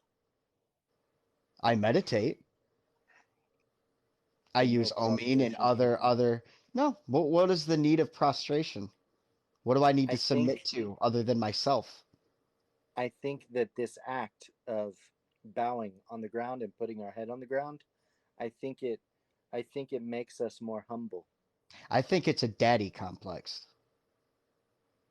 I think it makes us more humble, and You don't need to spread yourself out to be humble. Did you know the original sitting on your knees and like this was originally started with slavery as a way of submitting to your masters? That's why the Bible says, "Slaves, obey your masters and fear them as you have feared me." Okay, prettiest Muslim. Did you just say that I'll be sorry the day of judgment without even asking what my beliefs are? Hakuna Maple. Don't Thank you you. just love it when the Muslims and the Christians come in and they make all these assumptions and then are completely I'm, off I'm not base? even I'm not even saying anything. I'm just sitting here. These two are talking, and I'm just sitting here. So why are you like trying to fire and brimstone me? Because I've already blasted her out of the atmosphere at this point, and you're the only one left she can go after because she can't go after the Muslim man because we already know what that means. Well, no, you said you guys. You guys. It wasn't plural. I mean, it wasn't single. It was plural. You guys. she's talking about atheists. Oh well, then I'm the only atheist here. I mean, I don't know about you, Adam. You say that you're like, are you just treeist then? Because I'm an atheist treeist. Hakuna Maple. What's a treeist? Treeism. It's the religion Oh, treeism that me and okay. Adam created. To worship trees, or No, are you I gonna mean, we give plant some fruit homage to trees? trees and we give respect to trees because, I mean, they give us the holy lifeblood syrup. They give us the breath of, life with oxygen. In every theology in existence, there's a reference of a tree. Yeah, there's a reference to a tree in every theology. Like there's like Would you 22 ever, verses in now 22 that you're an verses in adult, Islam, 55 in the normal Bible. There is tree talked about in Norse cosmology. There is trees talked about in Zoroastrianism. There is trees talked about in Egyptian, and there's trees talked about in Canaanite pantheon. We don't worship trees. Like, what if is up with you guys and worship? I become your religion You and can become still a be Muslim. treeist, You can still be Muslim. if I do that, will you become a Muslim? I mean, I was already a Muslim. Been there, done Will you that. go back? Will you go back again? Nah. No. Nope. If I be a treeist? Then I hope it benefits you. So you said you prostrated when you were younger, but Yep. not as an adult. Nope. So when you were Muslim, you never prostrated. Yeah, I was a Muslim as a teenager. Oh, okay. Would there be And would there prettiest be Muslim any? girl is Would you ever try it again? Would you I ever just want to say try the Muslim. Muslim prayer as an adult and prostrate? I've read them before. I They're mean, just would you words ever to me. try it again 5 times a Like in day to meaning? see if it? Oh, hell no. Yeah, Hell like no. I'm way too busy for that shit. it only takes like 2 minutes or 3 minutes. Not if you do it properly. If you do it properly, it takes between 15 to 20 minutes. Because the actual reason for prayer is to absorb the word, which means you are reciting the Quran. There are multiple prayers. Multiple. Yeah. Not just one, multiple. And pretty. Do you know that Did you say? Al-Fatiha? No, I am Okay. not. I am no slave to Allah. I'm sorry, I don't possess your daddy kink. You prettiest Muslim girl. Do you not understand that's like you just said you're all slaves to Allah, but you don't find that. Are you a slave to your husband? Probably. You see how that? Are you a slave to the government? Like, are you a slave to money? Like, I will say this though, according to the actual Quranic teachings, a woman is to be held in the highest regard. That her feet are literally upon heaven. Like she under God, she is supposed to be the most respected. I think women are treated very good in Islam. It depends on the type of Islam. A lot of practitioners do not follow the original teachings. They follow what happened after the Great Burning. I'll rephrase and I'll say I think that Muhammad treated women very good. Yeah, we're going to agree to disagree on that one. Oh, yeah, I wouldn't push it that far. No. The multiple wives thing, or, what was it, the one person that he changed hadith around, or verse around, so that he could marry another's wife? I wouldn't really push that too far. Yeah. I got to pray in 10 minutes. So do you still trying to tell me I don't know what I'm talking about? Me? Yeah, no, I'm talking to this one right here.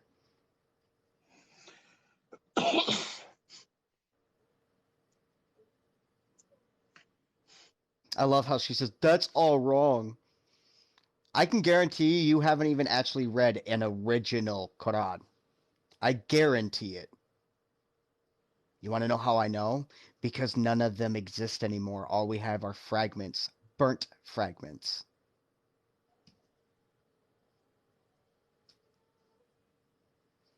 Is it fair to say that the Quran has a better chain of custody than the Bible?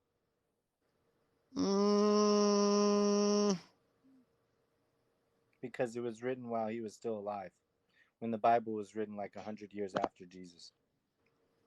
Bible.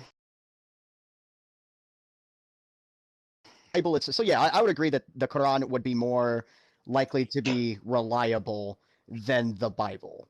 But now in comparison to like the Torah or the Tanakh, no. So Muslim, you saying that marrying more doesn't mean badly treated? So multiple wives equals one fetches the slippers, one fetches the hookah, one fetches the paper, and then one makes the meal, or how does that work out? Let's also not forget that, like, when you address the one where it talks about hitting the spouse, you hear the apologists now go, "Oh no, it's just lightly addressing my ass."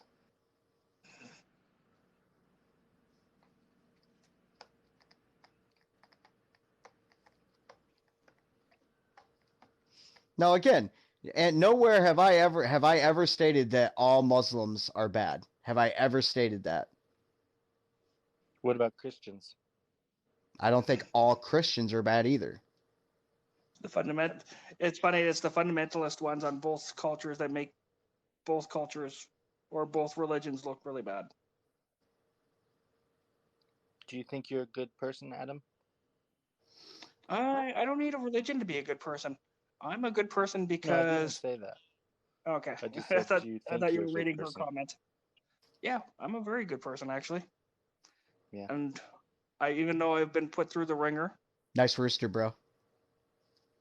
Yeah, I've been put through the What'd you ringer say? by I said religion. nice rooster, bro. We like to flirt with each Rooster. other. Oh. He's one of my TikTok husbands. Okay. So yeah, I'm engaged to a Christian woman.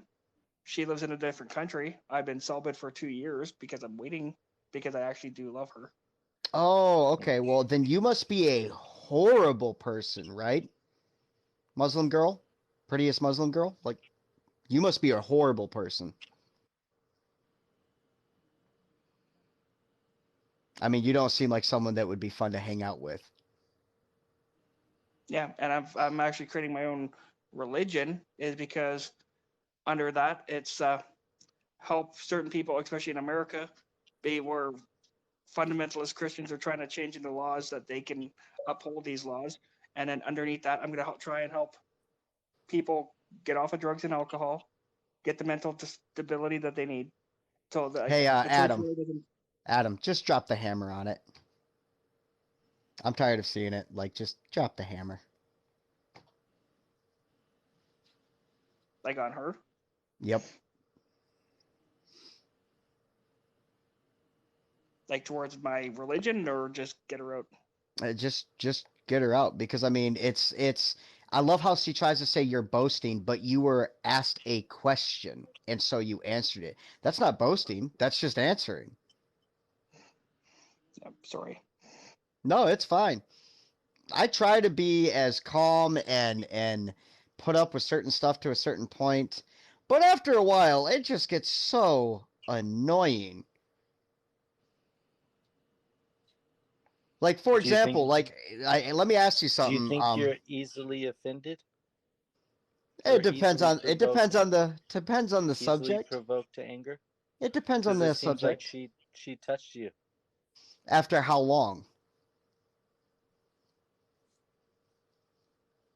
And I didn't really have her removed for my sake. I had her removed because of how many other people in my life she's bothering. And here's another question. How many times have I asked you, why aren't you atheist? Become atheist. How many times? Well, just now, but Yeah, right. Just now. Yeah, just now. That's it, right? How many times have you asked me to follow God or join Islam? I didn't say join Islam. Yes, you did. That's You asked, would you become a Muslim again? If I became a treeist, would you become a Muslim? So yes, you did. Yeah, I did. So in situations like this, right, and I'm not trying to dog on you, I'm just trying to show as an example. But you did who's say pushing it on you who? You spend all day trying to convert people from Abrahamic faith. I didn't say convert. I said educate on. To turn away from Abrahamic faith. Nope. To educate them on. I literally said to educate them and send them on their way. That you're the adversary to Abrahamic faith. Yeah, especially the way that it is taught today, which is why I made a clarification as I said it, in the terms of I educate them and send them on their way.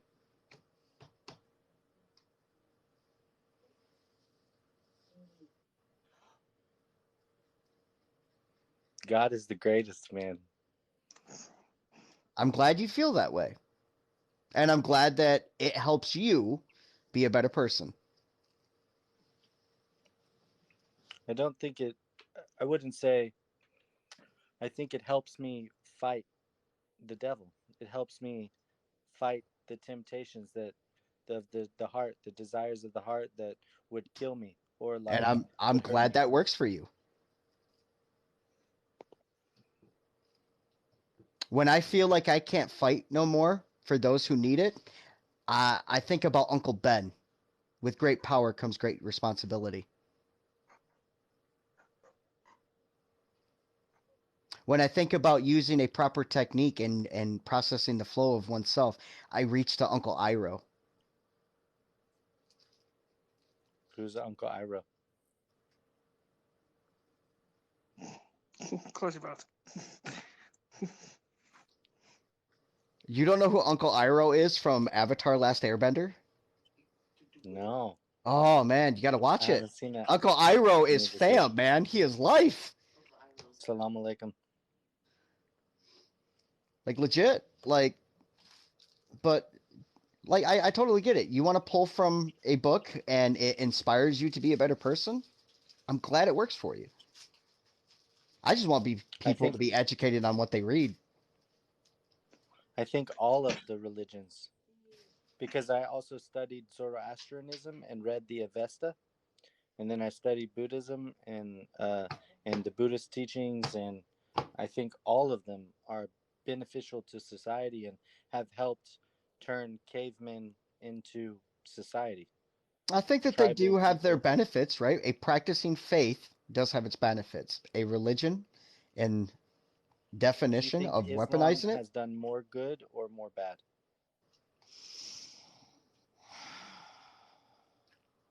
That's a hard one, especially on putting it on scales. I think fundamentalists and extremists have used it terribly, and those who have used it to better oneself, one's knowledge, and the love and compassion to others have done a marvelous job in doing so. And I apply that across the board. You know, the Supreme Court has a sculpture to Muhammad? Yeah. I don't know why, but I mean, honoring him for as a lawmaker, the rule of law that Muhammad gave us. That's why they honor him for his rule of law, and he's holding the Quran in the Supreme Court. Yeah, but they also have the Ten Commandments in the Supreme Court. Yep. And you can pray on any Ten Commandments are good? But funny enough, why don't they have a statue of Odin or Tyr? Why don't they have any of the Native American ones? Why don't they have... Yeah. What did they do for the advancement of society? A lot.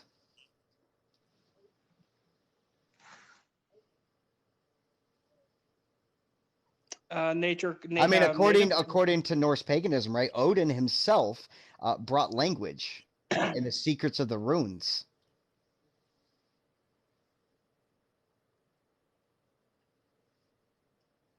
Tyr was a god of justice and war, proper war. When the Christians were in the Dark Ages, the Muslims were in Enlightenment. Supposedly.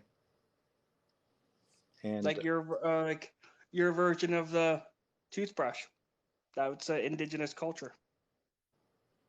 Muslims took all of the Greek teachings of Plato and Aristotle and all of that stuff and translated it into Arabic. And then in the 17 and 1800s, when Cambridge University wanted to study the teachings of the Greek philosophers, they got it all from the Muslims in Arabic and translated it into English. A good majority, yes, but not all of it. And a lot of them also pulled directly from the Greek, because it kind of makes sense to study Greek philosophers in their native language. Also, a lot of it was lost.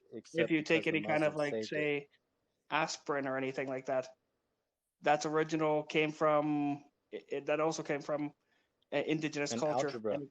Muslims gave us algebra. All of medicine came from indigenous culture.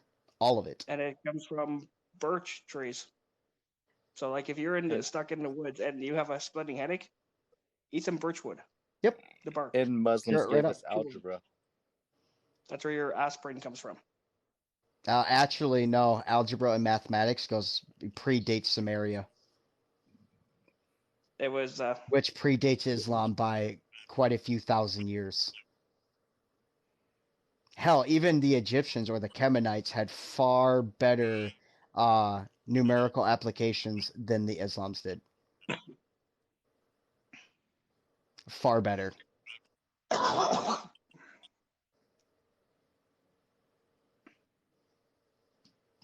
What Islam did help do, though, was use math and helped out to figure out the curvature of the earth and then figure out the circumference of it. Yeah. By using mathematical. And again, by no ways of me saying these things am I discounting how great the Nation of Islam has done, like many of the great things that it's done. They have achieved many great things, but they're not like the greatest thing ever. Nowhere near. They have just as many problems as every other nation.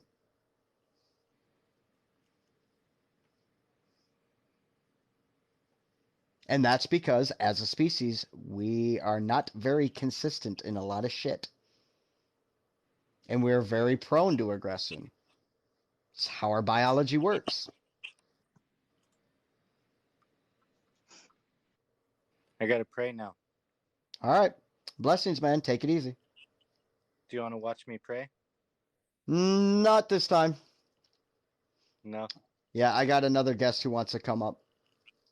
Okay, bro. Been Nice waiting for a talking to while. you. But yeah, nice talking to you, man. Hit me up again. Yeah. All right. Peace out, y'all. Later. Later. God is the greatest. Why do they always got to put in that last little piece? Why? I didn't say God is fucking shit. Why do you have to do the whole God is the greatest? Like, seriously, that irks me. I'm not being a dick going, your God is shit, bye. Fuck it. From now on, anytime a theist goes, God's the greatest, as they're leaving, I'm going to go, your God is shit. This is why in my live stream, I have the filtered comments. You can't say Jesus loves you, I'll pray for you, stuff like that, because that really triggers the Christians, because they can't type it and say it. Yeah. Legit. Maybe I should do that on one of these. Just like start it off with, the same music and everything. I got my old account back. You know the one that had over 1,000 that was Thanos? Yeah. Because of my Black Lives Matter video when a Christian got triggered for me saying, oh, there you go. Don't. Filter. Yeah, I got my filter, original account filter back. Jesus and Satan, and then do one of these. Just really make To where they them can't mad. say Satan or Jesus whatsoever. They'll just be sitting there. Why can't I say the word? Why can't I say the word? Well, I guess my God's better than your God, and I don't even believe in him.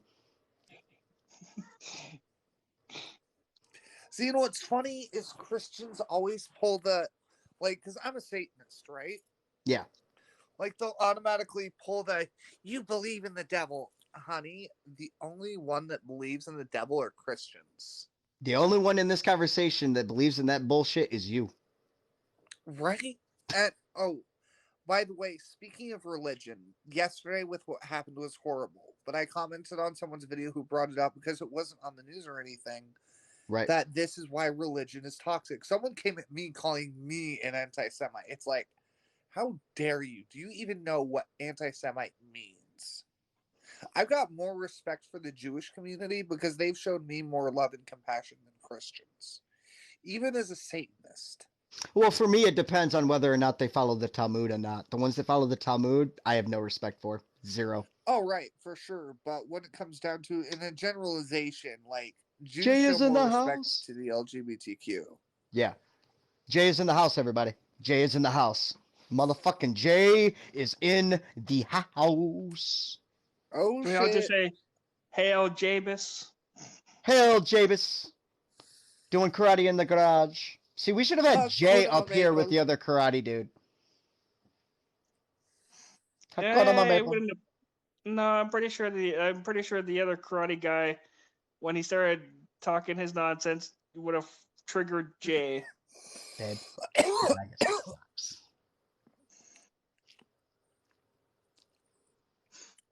He would have triggered Jay. So should we do another restart, guys? Now that Jay's in the house, do another restart and then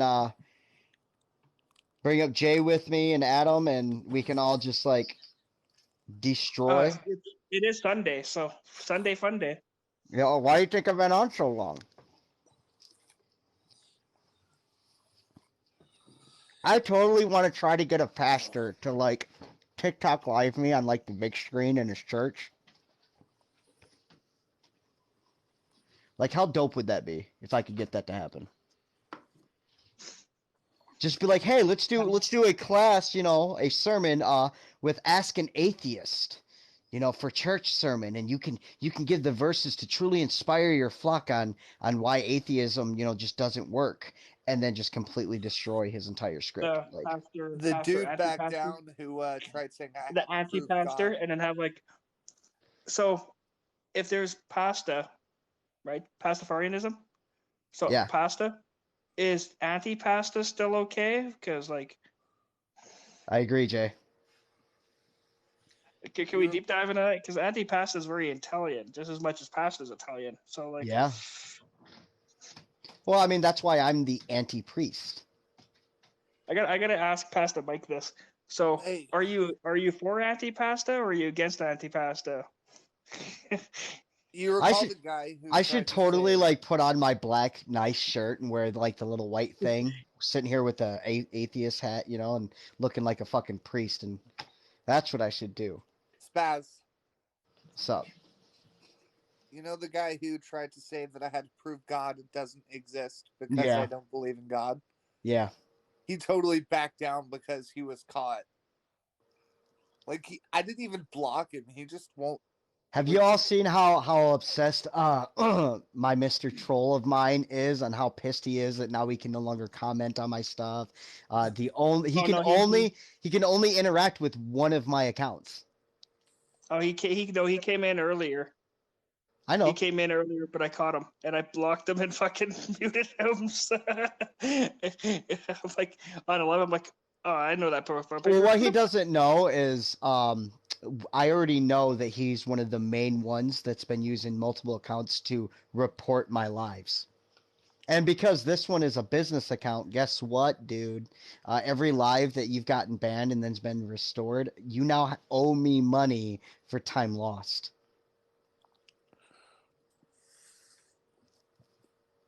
Like, he's fucked. Me and the wife already sent, how many emails so far? 4 emails to the parent company. And if they don't return the email soon, we'll be issuing legal paperwork.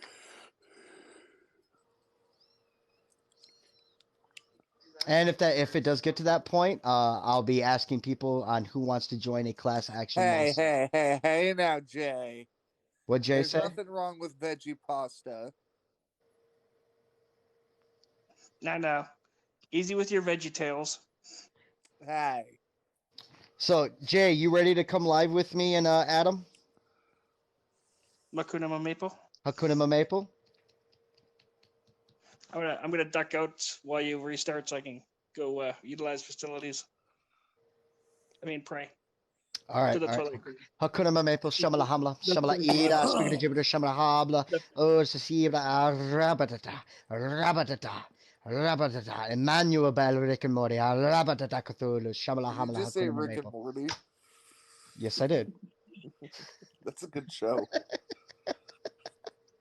You know that show's making fun of Back to the Future, right?